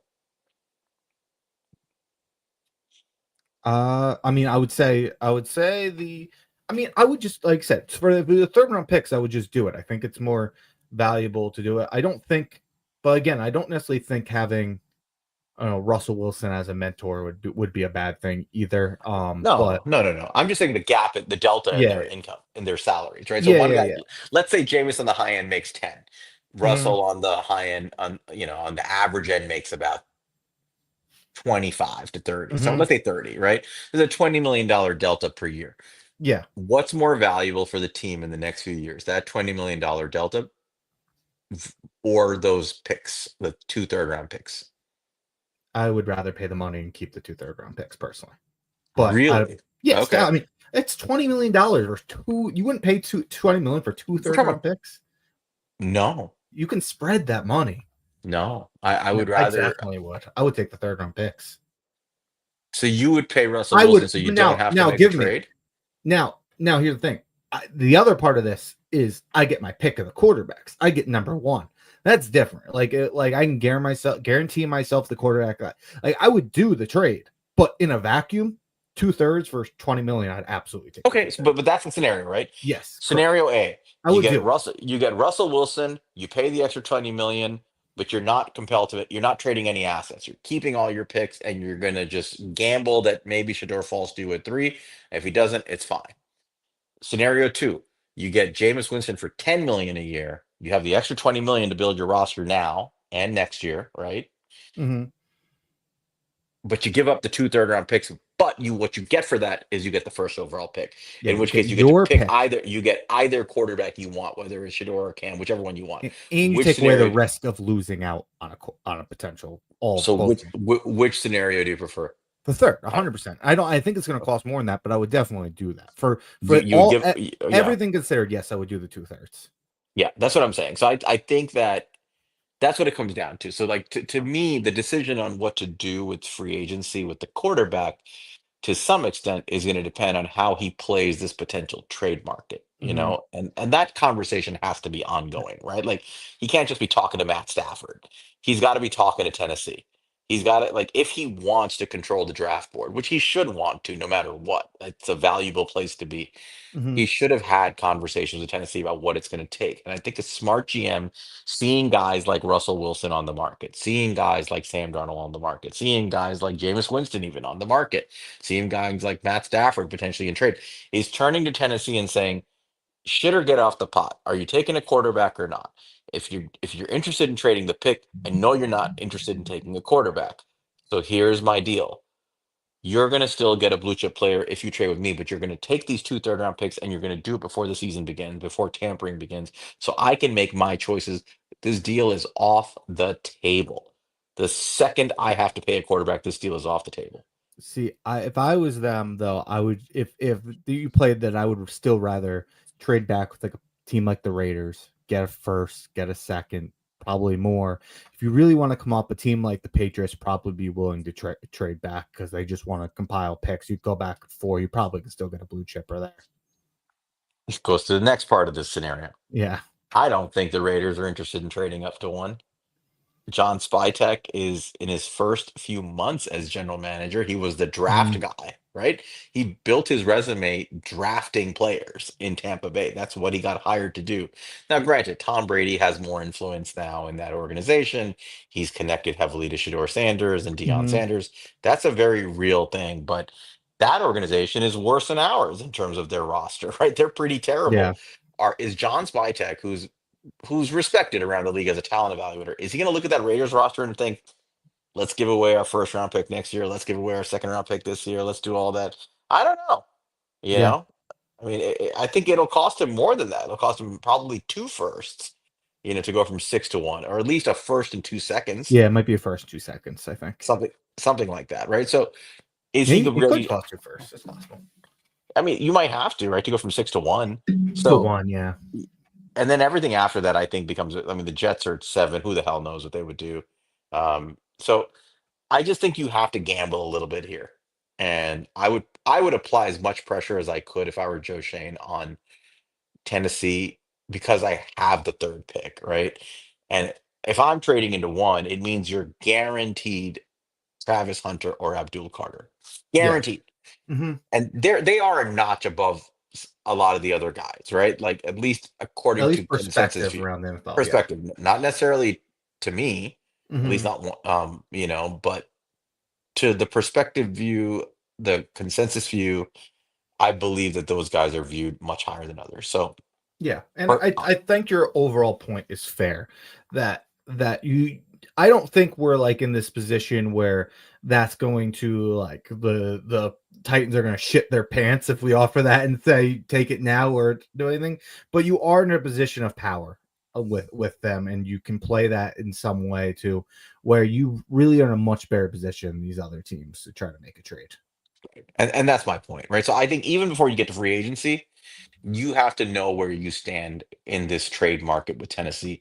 Are they serious about trying to get a blue chip prospect? Do they want to do a Hmm. deal with you where they still acquire one of the top prospects in the class? If they are, you should be turning the screws on them to get this done quickly at your price. I hope Joe Shane's doing that. I really hope Hmm. he's doing that, because no matter what, I would absolutely pay two-thirds to control the draft board and get the quarterback of my choice. So I hope he's doing that right now and trying to get this done and really squeezing them, even if it's a third this year and next year second. For argument's sake, even if it's that price, right? That's not a bad price to pay to control the board, right? To get your Hmm. quarterback. So I hope he's doing something along those lines to screw up any chance of them shopping that pick or doing anything else later. And that should dictate what he does in free agency. Yeah. So one other thing I want to touch on before we kind of, because we've talked a lot about the veteran quarterback route, but there's two guys that I just want to quickly have a quick discussion about. One is Kirk Cousins. There's a good Hmm. chance that Kirk Cousins might get released. He really, really looked like he dropped off, but I do, he is a guy who would probably cost you vet minimum if he chose to come here. He might not. I feel like you'd want to try to stay in the Shanahan offense, but we'll see the options that are out there for him. But that's worth considering. That might be a guy that they think that they could compete with. That's possible. Depends. It if they think he's done or not, if they think he's cooked. The other one, you've heard a lot of rumors of Justin Fields going back to Pittsburgh, but it's not a guarantee. Also the Stafford thing could end up playing out for like a team like Pittsburgh. That's a very realistic thing as well. Aaron Rodgers could be in play there. That's another guy we could talk about a little bit. I don't think that's entirely realistic with Rodgers, but it's worth another name throw it out. How do those names interest you in at all? And you think how do you kind of like look at them? So I think let's start with Kirk. If Kirk is cut, he's basically a free hire. Hmm. He's going to sign a vet min because his salary is going to be paid. His guaranteed money's coming from the Atlanta Falcons. He's not going to get a penny above that because it's just offset. So you're going to get him for vet minimum if he's cut. But if he's cut, he's going to sign with the team of his choice, right? Yeah. Like Which yeah. he controls the market at that point. I think that's the thing people have to realize. Like, is excuse me, is Kirk Cousins going to be a guy who chooses the Giants if he's cut, right? Why would he? Hmm. This is a guy, as you mentioned, that has played only in a Shanahan McVay style offense his entire career, going Hmm. back to his days with the Redskins. He's never played anywhere but in that offense. Yes, and he's played under Kevin Stefanski. The Browns need a quarterback. Like to me, that's Hmm. where he would probably land if he does go somewhere, if he's cut. If you want Kirk Cousins, you do probably have to trade for him. You're going to have to pull the Yeah. Okay. trigger on What trade. so? So I mean, he has no guaranteed money left. He's owed 35 million next year, 35 million the year after that, but it's not guaranteed. It's just base salary with a roster bonus of 10 million on top of that. So obviously you're going to have to pay him about what 45. The roster bonus is 10 plus 35, 45 million next year. I'm sorry, he doesn't have a roster bonus to 25. He has no roster bonus. He's owed 27.5 million next year, and then no guaranteed money after that. So you'd have to pay him next year's salary, and that's guaranteed. You could prorate it, you could void year it, you could do whatever, right? And just cut him later. But you probably would have to give up something, like Yeah. a fifth round pick or something for Kirk. Would you do And that? no, I just wouldn't pay him the money. Simply, I would if they cut him, I would inquire, and if he's interested, great. Like that's something it's an option for us. But Okay. like you said, it's likely wouldn't play out. But no, I would only really do it if he was the free hire type thing, personally. And I don't think he would choose us as the free hire personally. Yeah, unless the options just weren't great. But If he didn't have yeah, any options, yeah, maybe. But I think if he has any options, we would not be high on that list. yeah. Just because of the offensive system and his familiarity with Stefanski and some of the other guys in the league who are from that Shanahan tree. Um, who else did you mention? You mentioned Aaron Rodgers. Hmm. I like Aaron Rodgers a lot. Hmm. Um, he's an idiot. He's a big He's yeah. a Yeah, he's a pain in the ass. He's really cuckoo, but just as a football player, he's arguably a top five talent to ever have played quarterback in the NFL. Mm. And he's one like I know you can say the same thing for Kirk Cousins, but he's 1 year removed from an Achilles. Achilles, Like it's right. not crazy to see either of them have a better year than they had. And he And played better down the stretch. If you noticed, if mhm, you watched him, Aaron Rodgers got better as the season went on. As his leg got stronger, he could drive more with his throws. mhm. I think, he's 42 years old. He's not going to be the Aaron Rodgers he was his whole career, but he's another guy who, if I'm not mistaken, his salary is also offset by his guaranteed money coming from the Jets. So he's also probably going to play So on vet minimum, except he's the kind of lunatic who would say, give me a new deal. so I looked in Ricker responded to me, and I was kind of looking into it because he didn't think so. And I don't know totally know how this stuff works, but his salary isn't guaranteed next year. It's just like he has a bunch of bonus money that makes his dead cap. So I don't think I think it has to be guaranteed salary to cancel out. That's what I initially thought was that it would just be a vet minimum, but I don't think it is after looking into Okay. I don't know it. the Could rule be either. wrong. I mean, his salary is only 2.5 million next year, but he has a he has 7 million in other bonuses, and he has 14 million in prorated bonus, and he's owed $37.5 million of actual cash. I don't know how this works, but he's going to be getting $37.5 million of cash next year from the Jets. I'm not sure how it works, but that's so I'm not sure if that's the number that's offset. I have no idea. But I would say if he's offset, he's an option. If he's not offset, he's not an option. And, If he, let's just say for a second, if he is offset money, would I take a swing at Aaron Rodgers? Yeah. So, mhm, he's a great player, and I know he's a circus act and he's crazy, but he's a great football player.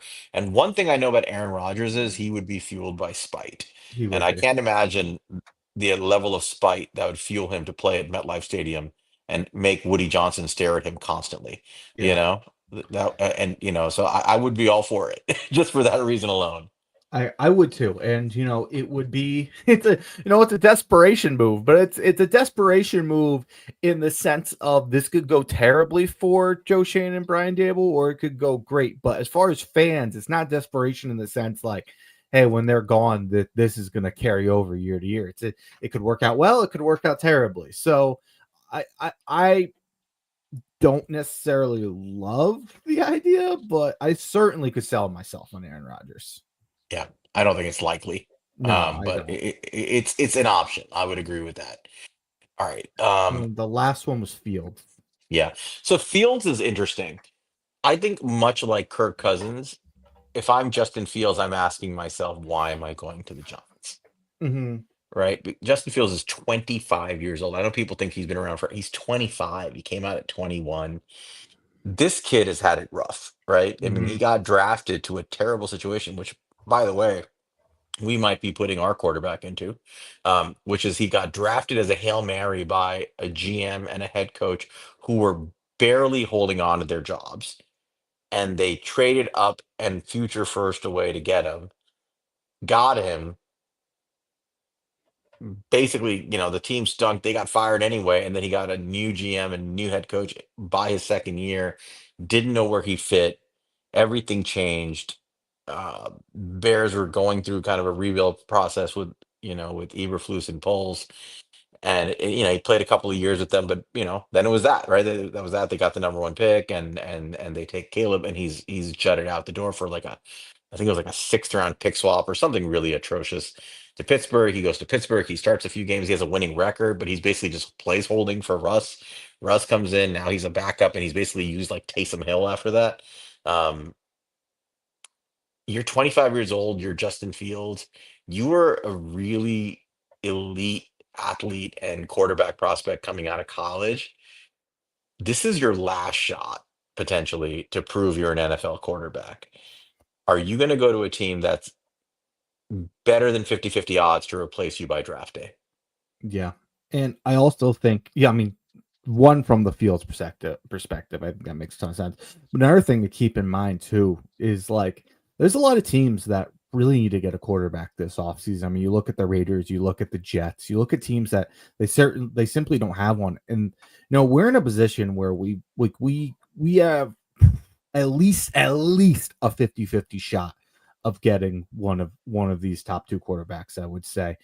The Raiders have a low chance. The Jets have almost no chance unless they trade up. Like if I'm the Jets or the Raiders, like I would much rather, I think it makes a lot of sense to go after a young guy like Fields. It makes sense for us too, but like it makes a lot of sense for them because it's like they're starting a rebuild. It's like, hey, this is a guy who might be able to be something for us moving forward. Let's see if we can like get something. This could be the next Sam Darnold. This could be the next Baker Mayfield. This could be the next Geno Smith. You know what I mean? Like this could be the next reclamation project, and that's I would love to, be that team. I would love to see, I think it would impress it would be a way for me to really be sold on Brian Daboll. If Brian Daboll can, be the QB whisperer he's made out to be and revive Justin Fields' career. I think that it'd be good for us. It would be good for, our feeling of Brian Daboll and suddenly like, that's an interesting situation to be in with a guy like Justin Fields. He has tons of talent. So and he's not going to be that expensive, I don't think. But yeah, I think there's going to be a lot of other teams this makes sense for too. Yeah, I just don't see it working out with the Giants. I'd love to have Justin Fields in here, but I don't think this is where he wants to go. He's going to go somewhere where he can start. I think the Raiders make a lot of sense for Justin Fields. That's a team that is rebuilding. That's a team that is probably just out of range of a reasonable trade for a top pick for a quarterback. Um, they hired their new coaches. I think a guy like Pete Carroll would be a good coach for a kid like Justin Fields. I really do, you know? And Mm-hmm. who I forgot who did he hire as his OC over there? I'm trying to remember who it was, but um, I think that's the kind of spot where the Raiders could build their roster and Pete could get a lot out of Justin Fields. And that might be the right spot for him. But I would love him here, but I don't see him choosing us. Yeah, But to I answer your question, yeah, I would love him here. agreed. All right, so I mean, we've talked about the free agent quarterbacks a lot. So, do you want to just talk a little before we get into the draft? Do you want to talk about just some other positions slash potential? Like, we'll have a free agency episode, and we'll go into the free agency Chip more. Kelly. Thank you, John. They hired Chip Right, Kelly. Yeah. right. So, Yeah. Ohio um, State connection, by the way. yep, So, yep, so yeah, Will Howard. But yeah. so what are some positions that you're going to be looking at when you're trying to fix this team? What type of like player are you going to look at the position, from like a veteran to like a younger guy to a high end to low end, and like throw some names. We'll go into this more with it, but give us a couple of positions to start out. So I know we did like the bulk of this on quarterback, which is Yeah. like the bulk of this is all about the quarterback, but we got to finish. I think cornerback is I think the two positions I would address immediately personally in free agency would be outside cornerback, and I would get a three tech in here like right Hmm. away, or at least a hand in the dirt defensive end. I'm of the opinion that we need to have four monsters on the line. That I've made that clear multiple times that I think that you really need to have four big guys on the line, at least three down linemen that are like three down guys, two big dudes around decks with their hand in the dirt that can stop the run and penetrate for pass rush to give your outside linebacker edges a chance. So I think you need one, at least one in the draft, and it would be smart to have one in free agency. So one D tackle at least, and one cornerback. How about that? Those are my priority spending spots.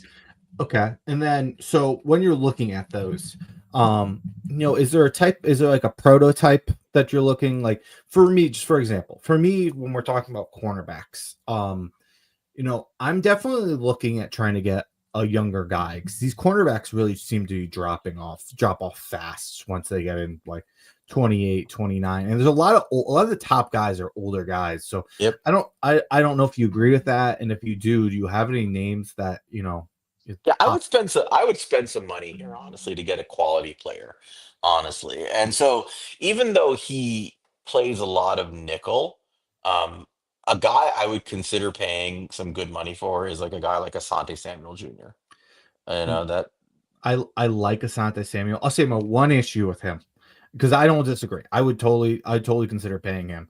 Is that for a team that has struggled so much tackling and run defense? Asante Samuel is yeah. one of the worst tacklers in the No, NFL I as far get as it, the cornerback but position. he's a good cover corner. It traditionally And, has been, right? In and the he and past at he's least. yeah, and he's And he's young. one of the only young top guys. Right. But there are other guys on the list that I think are worthy of consideration that are kind of right in it. So a guy that a lot of people have brought up, who I think would be in the same price range, would be a guy like Paulson Adebo, Hmm. right? He's around 25, 26 years old. Played in New Orleans. He's had good years before. A little bit of a down year. He had a broken leg. That's the concern, I think. That like Hmm. he broke his femur. I mean, that's the for those who don't know. I mean, that's your large bone in your upper leg and your thigh. I mean, I don't know how that will impact him. I'd have to see his health. Again, he's a corner. He's got to run. And so Yeah. speed is what kills you. So you could be 25, you got a broken leg, like you may run like a 35-year-old. I don't know. But he's something I'm curious about just because he's a good player and he's younger. Nate Hobbs is another guy from Vegas who's a pretty decent Hmm. player. He's cheap. I think he's a good player. I would get him. Jonathan Jones is older, but cheap. Um, yeah, I mean, you go through the list. Byron Murphy is another one. He's not a bad Hmm. player.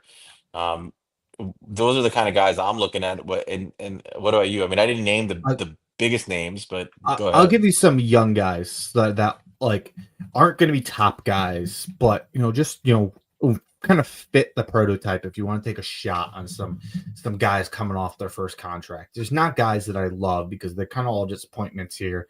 But you can mention a guy like Jeff Okuda, former third pick. He's Oof. good. Eric Stokes, C.J. Henderson. Um, Kristen Fulton. These aren't like super inspiring names by any means. They're Yeah, I definitely mean, it's hard to, like there's definitely names on here that are like, there's the bigger ones, DJ Reeds, the Carlton Davises of the world. But those guys are getting into the 28, 29 territory, starts to worry me. I mean, like if you can get it like a Rocky Sin is a guy I've always liked, and he's not gonna be super expensive. um, but yeah, it's hard for me to find a guy that I'd want to spend a lot of money on in this class because the top guys are all approaching 30. So it's not a great class to have to need a cornerback. Byron Murphy might be the best choice here. Yeah, it might be. I think he's 20. He's the Adoree Jackson of this cycle of when we signed Hmm. Adoree. I mean, Adoree was a good player when we signed him, right? Hmm. And he gave us a couple of good years of football. So I think Byron Murphy could be that guy. He's 27. I think you're going to get 2 good years out of Byron Murphy at minimum. And he's basically an out. He has some versatility, but he's mainly an outside corner. And Yeah, he's done a good job over there. I mean, he's he had not ball perfect. production, which is something we need. We badly need, right? I mean, he's a Hmm. guy who goes out and he had 6 interceptions last year. He had three the year before that. He gives up touchdowns. I mean, he will give up the big play. Some of that is the defensive style he's in. But he's an improving football player. He had 5 pass breakups this past year. I think that he's a decent player. I don't know how he fits with Shane Bowen and what he's trying to do, but he's a good football player. He's going to cost some money. He's going to cost like 16, 17 million a year at his age. But would you give him a 3-year, $50 million contract? Yeah, I mean, I probably would, just to Hmm. lock down that cornerback position. Is he a true cornerback one? No, I don't think so. But he's a good cornerback, and I think he buys you some from room to not have to be panicking in the draft. Yeah. And so he's somebody, and like I said, I think Asante Samuel's a good player. I mean, I personally think that this is a guy that I would take a swing at. I mean, he Hmm. plays mostly outside corner, um, and Yeah. he's been good in coverage. He had a bad year, but he's mostly been good in coverage. I agree, he's misses tackles, but I'd rather have a guy who can cover. I'll put it that way. I hear you. It's just it worries me, but I'm here. Given the options, I'm not against that at all. So you mentioned interior defensive line is the other one. Hmm. For me, so we'll talk prototype a little bit here. So for me, you can tell me if you have any differences here. Obviously, I don't think age is as important here. I don't see a drop off as quickly like you do with cornerbacks. That's less something I'm hyper focused on as much as I would like a younger guy, obviously, but I do think we need a little bit of both. We need a guy who can be a little bit of pass rusher, but we also need a guy who can be a run stopper. I'd love to find that in one guy, but I wouldn't mind getting a little bit one of each. What are your thoughts as far as a prototype?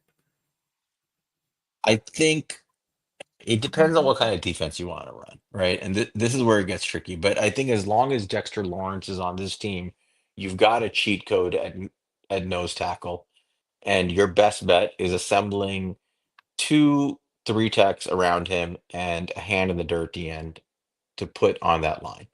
I think that's your best bet. That would be for me at least. That's what I would do, right? So this draft class is, we just talked about it. It is stacked with three techs and defensive linemen of all, of all shapes and sizes.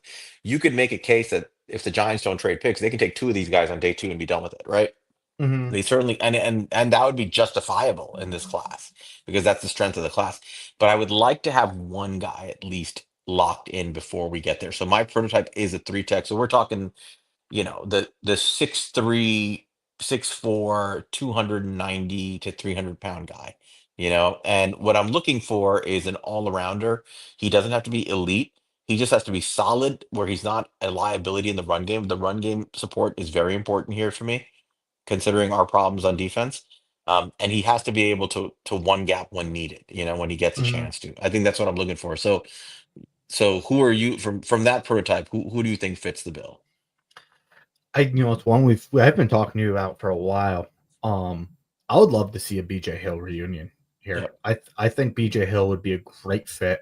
I think it makes some sense. I think he's obviously familiar with the building, like in the area. I could see him being open to returning here, and I think he would be a really good player. He's a guy who's strong both in the run, the pass. He's a guy who we've played in the nose. We've played him in the three. We've played him all over the line to some extent, and he's been a really, really good player in Cincinnati. He's just turning 30. You can get him 2-3 years. I would be happy. There's some good options here though. It's a very strong interior defensive line class. You don't need to go crazy here, but I as far as the draft, but I think getting a veteran and getting a guy in the draft would be a very good idea for us. I mean, I'd be okay with the veteran and two guys in the draft, but Yeah. I think getting a veteran is important here. I think you need to get everybody. And John makes a point like, well, you may need to get a pass rusher because Bowen doesn't blitz. Well, that's true, John. But here's the thing: Bowen needs to stop the run. Hmm. And it's if he can't stop the run, you don't have to worry about the pass rush. Nobody's gonna run the ball. They're not gonna Yeah. throw the ball on you if they can run it right past you. We need to establish a run defense that is reliable, and that is not a defensive scheme issue totally. I think it's more a personnel issue on the Giants. And we were saying this before last year's draft that they're going to get run on unless they invest in the D line, and they didn't. They did nothing in the D line, and they're not getting run on because of just bad scheme. They're getting run on because they haven't invested in the players around Dexter Lawrence. You can't have Nacho and DJ Davidson out there and say that that's your solution. You got to get some real talent in there. So I personally think they got to add a couple of guys here at minimum. Again, I want three more guys on the D line. I'm calling two of Hmm. them three techs and one of them a hand in the dirt D end. Hmm. Like a five tech, but a guy who can play with his hand in the dirt. Because I personally would rather have like a four-man front that alternates, looks, so you can free up that outside linebacker edge, whether it's Kayvon or Burns or both on certain packages, to be free to rush the passer and not have to worry about the run game as much. I think that's our best bet. That's my opinion. Hmm. That's what the Giants used to do, right? Um, so I do want to get one of these guys. So yeah, BJ Hill, dude, I think he's a dude. Like he's kind of the perfect prototype. He's not that old. He's only like 30. These guys play till their late 30s sometimes. They're certainly their mid 30s. He's got juice. Um, there are a couple of other guys, man, like Levi on with Zurich. He's a good football player. He was Hmm. rotational with Detroit. I think he kind of fits the bill too. Yeah, he's A gonna get good. some love from the two lines coordinators though. That They left might edge they rusher might take too. him. I mean, I've heard, our buddy Ivan has mentioned he would love Milton Williams. Well, Milton Williams, I mean, he's going to make like 20 plus million a year, He's gonna get the and bag, I don't. whether from Philly or for somebody else, Right. And I'm not opposed to paying guys, but I think that is, you don't have to do that with it's this such a draft good class. class. Yeah, That's exactly. the thing, right? The strength of the draft class has to guide how you do this, right? So I know I can get really damn good football players in the draft as long as I'm not ridiculous on draft day. So I just want a good football player here. So BJ Hill, Kuna Ford had a that phenomenal year. Ford had a great year. And he's another one, dude. Like, Is he? I mean, they're saying 5 million for 1 year.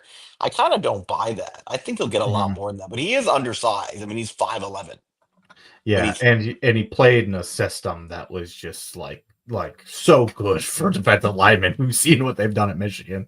I don't think that Puna Ford is going to be their guy. Here's a guy that I could see them going after though to stop the run. Um, Tyre Tart. He Hmm. played with under Bowen in Tennessee, and he's a big dude. Right? Yeah, that's He's a a, good point. and he's not the greatest pass rusher. He's a decent pass rusher. But he pushes the line. He is a stout run defender. And I mean, he's only 29. He's that prototype, 6'2", 304. He's kind of good all around, but his calling card is stopping the run. It's easier to get guys for cheap who stop the run than it is to pay the guys who stop the pass, right? They're much more expensive. What I'm looking for in free agency, if you really want to be clear, I mean, I want an all-arounder, but I'm willing to pay for the run defender because they're actually better value in free agency, I think. Yeah. Yeah, I agree with you. And we'll do a full free agency episode. And I think what kind of like what you just said there with like Tart having a connection of Bowen. I'll try to look up more of those, but that's a great call out. And it's stuff to keep an eye on. Those type of connections matter. Do you have anybody else as far as these interior defensive linemen you want to I talk mean, about? there's a few others. I can just name off the names, like Yeah, guys go like for it. Like DJ Jones, Tershawn Wharton's another one who kind of fits the bill. He's not going to cost a lot of money. I mean, there are guys out there that I think fit the bill. That's not a bad class for what I think we need. I think you got to Mhm. take one of them. I think you got to take one Yeah, of at these least one guys. of these guys, and then maybe like a lower tier guy. Um, Yep. so I agree with you on the two you picked. I'm gonna give two more on the other side of the ball. Um, Okay. we've touched on one, I think, is tackle. I don't think you need to get a starter, but I think you desperately need somebody you're comfortable being a swing tackle because it's Hmm. been when Andrew Thomas has gotten hurt, it's been such a disaster for us. And so, that's the spot you can look at. I wouldn't even mind like spending the type of money that we did on Illuminor if there's a name that pops out there. And just having that even on the bench, just like, and you can just have that option. I would love some guard tackle. I mean, great, but another Jermaine Illuminor would be perfect. Like, I just don't know that will be out there. And then the other position is wide receiver. I think it was do you want to bring back Darius Slayton or somebody else? But I think that's a decision you're going to have to make.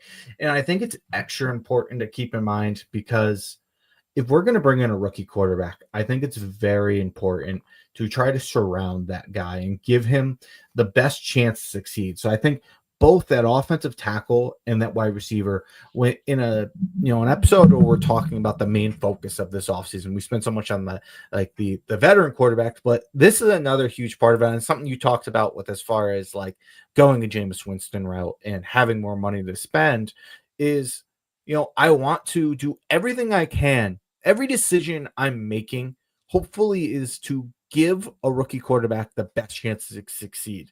Like, of course, I would love to, have had a shot at like a guy like Drake May. I love Drake May, but ultimately, like those guys can miss too. What it is, you take a shot on a quarterback you believe can be a franchise quarterback, and you do every single thing you can to make sure that guy succeeds in the NFL, and that's all you can do. You think he has the ability, and you make sure you do everything you can to help him reach that. So those two positions I'm keeping an eye on. I'll say kind of talk about what I wanted for offensive tackle. I'll say for wide receiver, I wouldn't mind getting a veteran guy in here. Yep. It's not a lot of positions I want to do that at, but I think one for the quarterback and two just for this room. This room desperately, I think, is missing a veteran. Darius Slayton's been our veteran. I would love a guy who's been there and can Give me a show. prototype. Give me what you want because I think there's a specific type I want here, but I want to hear what you think about it. I mean, I think I'll just say a name is I think Stephon Diggs makes a lot of sense given his connection to Buffalo. I think guy like DeAndre Hopkins also makes a lot of sense. I think those are two guys who I think have been there, done that, and would be great for a rookie quarterback and would be great for being in this room, and I know Stephon Diggs has a lot of love for Ryan Daboll. So I'll give you a name, and people are not going to love it. Um, I personally think the prototype. I agree with you. We need a veteran. 100%, I agree with that. As a wide receiver, Mhm. we need to add something to the room here because personally, and we're going to have again, we have to have another episode about this. But I personally For think sure. on offense, I don't think Malik Neighbors is properly utilized. I think Mhm. that he's outside way too much. He spent about 72% of his snaps on the outside for the Giants last year, which is a gross misutilization of the player that he is. He's a Mhm. 50-50 guy. He was about 55 in the slot, 45 outside at LSU when he should have won the Blitnikoff Award. And that matters. When you're running routes from the slot, number one, you get more favorable matchups. Number two, you have a more available route tree. You can do more. There's more field you can work with. And the slot fade was his go-to route with Jaden Daniels at LSU. That was not available to him a lot of times because the Giants personnel was designed the way it was, the way they used it. I like Wandell Robinson. I wouldn't let Wandell Robinson's presence stop me from using my best player in his most dangerous role, which would be in the slot.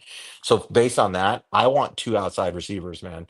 I Mhm. want guys who can one guy who's a true outside receiver, and I want a guy who can play outside inside and swap with neighbors, right? And Mhm. so the guy I want is Mike Williams. And I Okay. know he had a rough year. He's been Mike so Williams, injured. he had a torn ACL in 23. And last year he was recovering. And we know guys coming off the ACL struggle, right? That first Mhm. year.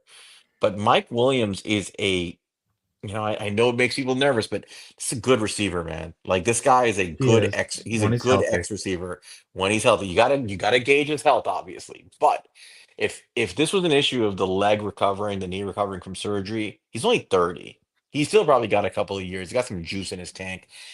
He's not gonna cost anything, right? He's gonna cost No, like he'll be five, six cheap. million bucks if he can give you something, I would bring in Mike Williams to be an X receiver on the outside, be a good veteran leader. This is a guy who's been there for years on great teams. Let him come in and be a veteran presence, be the X receiver, and give you the positional versatility to get neighbors into the slot more. And then you can draft somebody else, maybe a guy like a Jalen Royals or who else, right? Whoever else, like Ricky White, whatever you want Mhm. later in the draft. We'll get to that. But he gives you that versatility to move neighbors around, and that to me is valuable. It's worth way more than you pay him. Yeah. I think that's fair. Um, I'll throw a couple more names out there. I mentioned two, but um, you know, I think Amari Cooper, I don't think is going to be entirely too expensive. I think he'll probably be in the teens somewhere. I still think he's a good player. He didn't have the best year in Buffalo, but he's been very productive in Cleveland. Very good, nuanced route runner. I think he's the guy who fits that inside outside that you're talking about. And I think he's a guy who really good head on his shoulder. I think would be good for mentoring both a quarterback and these young wide receivers. A guy who's definitely does not have a lot left in the tank, but wouldn't be a bad ad for the right price. Not big guy, but could be fill the Darius Slayton role is a guy like Brennan Cooks. I don't necessarily think that's an upgrade from Darius Slayton, but I don't think he's going to be too much money, and it fills the idea of what we're talking about with just adding a veteran to that room to help to that wide receiver room to help develop these guys. Nope, I see it. Diggs is the interesting one. I don't know what they can do, but I put it this way. I think I agree with your premise that we want a veteran. I would just add to the caveat to that. I want somebody who can play as a true X receiver. I think we Mhm. badly need a couple of larger receivers on this team. I And don't think you need to be giant to play X though either. no, but I want somebody who can play the X, right? And Hmm. and give like a guy who can give you 80% of his snaps on the outside. That's what I want. Hmm. And be a reliable X. I think most of the one guy I didn't say is like a guy like Keenan Allen. Like Keenan Allen's not going to play on the outside for you. He's a slot guy, but like I think for the most part, like the rest of the guys could though. Like Stephon Diggs, DeAndre Hopkins, um, Brandon Cooks, and Amari Cooper. I think all of those guys can give you a lot of reps outside. Yep. You got any more positions want to go over here?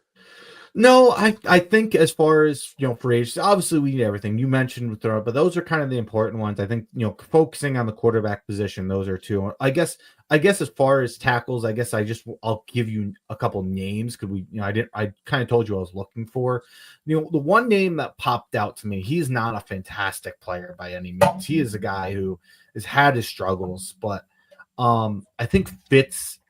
He's going to be really cheap, and he fits what I kind of said there. Is Isaiah Wynn? He's a former first round pick. And he's a guy who played under Brasillo in New England. He's a guy who can be depth at the guard and the tackle position. He's only 28 years old. You know, he's not phenomenal by any means, but I do think he's can do that. Maybe a guy like Dylan Reduns, the North Dakota State guy. Hmm. He played in Tennessee. We have some Tennessee connections over there with like Bowen and whatnot. And we did have Cowden here previously. Um, we have Tim Kelly. So, that's another guy to keep an eye on. I think he would have some inside outside versatility for you. Do you have anybody that you wanted to mention there? I mean, there are two names that strike me as very interesting. As guys, you're talking about tackle specifically. Mm-hmm. Um, the first is Morgan Moses. So he's Mm-hmm. getting up there in age, but this guy's a pretty solid player. Now he's not great. He's getting older, but he's a good tackle. And again, you're looking at basically a swing tackle job, and a guy can plug and play at any type of tackle spot. He can do that for you. He can Mm-hmm. play anywhere. So solid veteran, has been on some again been he's been on winning teams. Um, he's done a lot of good in his NFL career. I wouldn't mind him. I don't think he'll cost much at this point in his career, maybe 4 or 5 million bucks a year, or something like that for a year or two. Add him to a room with Jermaine Illuminor. I think you have some steady presence in the tackle room. So I wouldn't be opposed to Morgan Moses out there. Um, the upside swing here, the big one that nobody wants to probably touch is a guy who I kind of like coming out of college, and I was just shocked at how bad he was in the NFL, which is Jedrick Willis. Mm-hmm. Now, Jedrick Willis was, a lot of people thought he came out in the Andrew Thomas class. People thought a lot of people said he was OT1 coming Mm-hmm. out, right? He played right tackle at Alabama. He was protecting Tua's blindside. Alabama And tackles for you. and you know how I feel about Alabama tackles. Don't touch them. But for $2 million a year, Jedrick Willis Yeah. at 25 years old, he's the issue I have with Jedrick Willis is that two issues. He struggled with Bill Callahan as his coach, which is not a good Yes. sign. That sucks. The other issue I have with him is his injuries. He's had a bunch of like small nagging injuries and stuff that have really hurt him. But if he's healthy and if he just wants to prove himself, I wouldn't be opposed to it. You know, I do Mm-hmm. think we need more reliability there. So I don't think Willis is the guy. I think Moses is a better pickup there. But we'll see. Yep.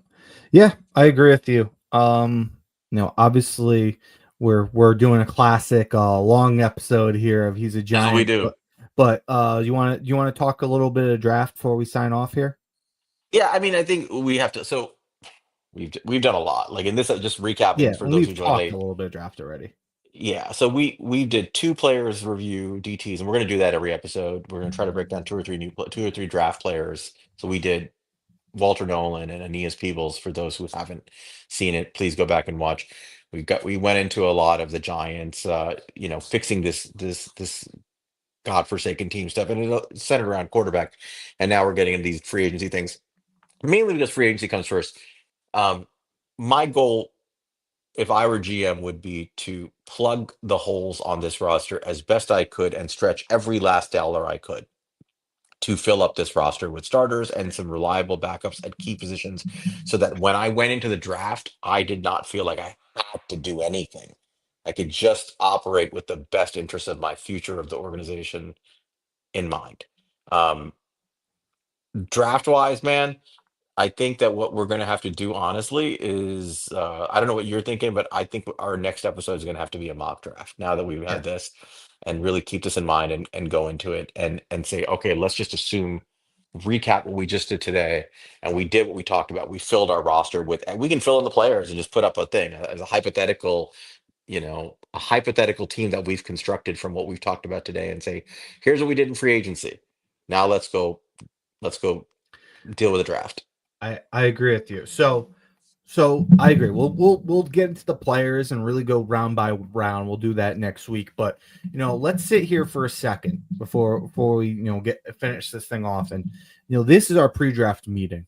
What is your mindset going to the draft? Kind of say we addressed all the things that we just talked about. We got the players we were talking about in free agency. Hmm. We got Okay. Debo or We got our Samuel or quarterback. something. Yeah, we got our We quarterback. got We filled EJ up. Hill, we got a Yeah, tackle, we got a we veteran got a wide cornerback. receiver, Right. and we Okay. got one of these. We got one of these quarterbacks that we feel all right, where we're at, but we want to get one. We still want a rookie. And you're assuming that I have not made the trade up to one yet, We right? have not made say they we set the or unless you want to, but let's say they turn down that 2/3 offer. Yeah. I'm not trading up at this point. I'm waiting Hmm. till draft day. And if the phone rings because somebody panic at the last second is trying to get an asset out of me, I will maybe consider. Maybe not. But my stance on this has been pretty clear. And maybe I'm wrong. But my main strategy going into this is I don't believe that the quarterbacks are going 1 and 2. Hmm. I think either Abdul Carter or Travis Hunter or both are going in the top two picks. And I feel like either Cam Ward or Shador Sanders will be there at pick 3. And my personal view on this is that both quarterbacks are worthy of the selection at pick 3. So my main strategy is I'm sticking and picking at 3. How about you? Hmm. No, I'm with you. And if I'm wrong, and worst comes to worst, I can live I'm with it. I'm Yeah. okay taking the best non-quarterback available or trade down. Maybe there's a trade down, so that's something I would heavily consider. Maybe trade down for a guy like Walter Nolan because we think he's a blue chip and he's going to be there if we trade down a little bit. So, That's a yeah. So let's play that out, right? One scenario, you get the quarterback at 3, you move on. Another scenario, they go 1 and 2. So you still have Travis Hunter, Abdul Carter sitting there. I mm-hmm. guarantee you teams are going to be calling for this, right? Yep. So you got the Patriots at 4, who are going to want Travis Hunter most likely. You've Mm-hmm. got the Jacksonville Jaguars Jaguars at 5, who are definitely going to want Travis Hunter makes so because he much sense fills for them. both of their biggest needs. Mm-hmm. You can play them off each other and get something right there, right? You can get Mm-hmm. an asset, a day 2 asset from one of them. If you want to go a little further, and for those who weren't here earlier, just to give you the spoiler, we Monty and I both think that Walter Nolan probably will qualify as a blue chip prospect in our board. Mm-hmm. So would I make the trade down and risk losing out on Mason Graham and Travis Hunter and these guys to pick up an extra day 2 pick, maybe somebody's first round pick, who knows, right? And then grab Walter Nolan later? Yeah, I would do that.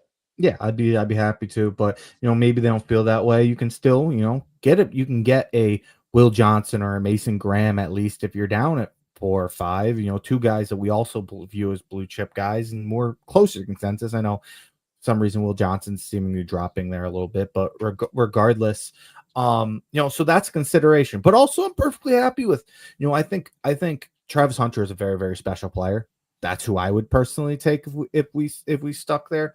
So if it's at the end of the day, what we're trying to say is we want the quarterback, but we can figure out another way to do this. And you know, we can have the conversations if we can't get a quarterback on a guy like Jackson Dart, who we don't love a guy like a midget Milrow. We like the upside, maybe not the best fit here.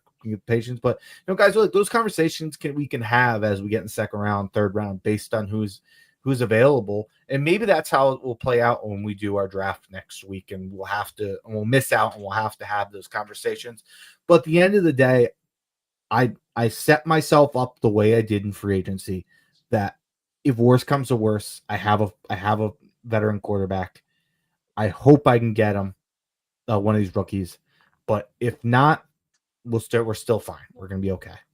Yeah, I'm very comfortable taking that approach in this draft. As much as I like these kids, I don't feel the urgency to make the move up. That's just my main strategy. After that, Monty, it goes one of two ways. If you get the quarterback at 3, great. Then it becomes easy. The draft becomes so easy, right? At that point, you Mm-hmm. got your quarterback, you've filled your roster up in free agency. At that point, I'm going BPA the rest of the way. And the draft board is going to be set up where you're going to be able to get defensive linemen, edge and corners. rushers, and corners very easily at BPA, in the second and third round. I'm manipulating the board where I can. I'm doing whatever I can to just load up on defensive talent, maybe get an offensive lineman along the way, and definitely aiming to get a day three running back. This is a deep running back class. I mean, those kinds of things I think are easy, no-brainer decisions that'll just play themselves out very nicely on the board. Yeah, man, you're going to see some really good players and second, third, fourth round interior defensive line. If somebody falls that I really love, I think a first round grade, Walter Nolan's, the Derek Harmans, or things like that. The second round, I'll pull the trigger, but I think there's, we'll go through this. I think the day two cornerbacks are going to be very, very rich. I think Hmm. I've seen a lot of people having Benjamin Morrison fall lately, and I am a big fan of Benjamin Morrison. Love him. He had hip surgery, so Yeah, there's that. He's a corner. Uh, Jade Barron, He's going in the first round. Siobhan Ravel. Maxwell Hairston, your guy, will probably Mm-hmm. be there on day two. There's And a that lot of might talent. and look, and that's another conversation to have. I don't think we'll probably do a ton of trades outside of like the first round. Potentially, we'll discuss next week. Maybe we won't even do that. But like Maxwell Harrison, I could see being a good guy. Just kind of like game theorying this a little bit, where trade down in the second round, you could pick him up mid second round, pick up a third round pick or something like that. Yeah. Pair him with his old running mate in Andrew Phillips, and that Mm-hmm. probably does help. All right, man. We are at 2 hours and 20 minutes. This is one of our Yeah. longest episodes. We have a lot of people here, so we appreciate you guys being here. A lot that we went through. This is the beginning of our fix this fucking team process. Obviously, this was just sort of like the sloppy free agency edition, But Yeah. it is the Giants are sloppy, so it's a sloppy, process to think it through. Next week, we will take everything. I think what we should do is create like a hypothetical free agency team with the cap space we had, bring Okay. it to the episode. We'll do a little homework, give you guys our what we did in free agency and who we signed, what we spent, what our available cap space is. And I think with that in mind, you guys will have an idea of what our depth chart will look like going into the draft, and we will have a mock draft for you guys. We'll do it together, and we'll. I am not Joe Shane. Don't you ever, ever say that again. I will find you and I will shoot you. But um, we'll do a mock draft together and it'll be fun next week. Those are always fun to do. But I think what we should do is set up our roster based on what we talked Mhm. about today. Um, that's And about it for this episode. We're gonna do 2 to 3 more players next week. We got to think about what we're gonna do. So if you guys have any ideas, shoot us those names. We're gonna try to stick within one position group. But if it's outside of that, that's fine. mhm. Um, Anything to close on, Monty? No, I mean just keep following along with us, guys. We're gonna have a free agency episode. We'll have a combine episode. We'll do more mock drafts like we're doing next week. So follow along. It's gonna be a fun draft season. We're fully here, baby. Draft season's here. Awesome. Remember to follow us. Follow us at He's a Giant Pod, Monty at MONTECRI5TO. Follow me at Queens_guy. If you haven't done it already, please like, subscribe, retweet us when we're out there and we're on Twitter to get people to join the episode. We will see you guys next week and do that mock draft. Until then, go Kelly Stafford. Go Giants. See you guys next week.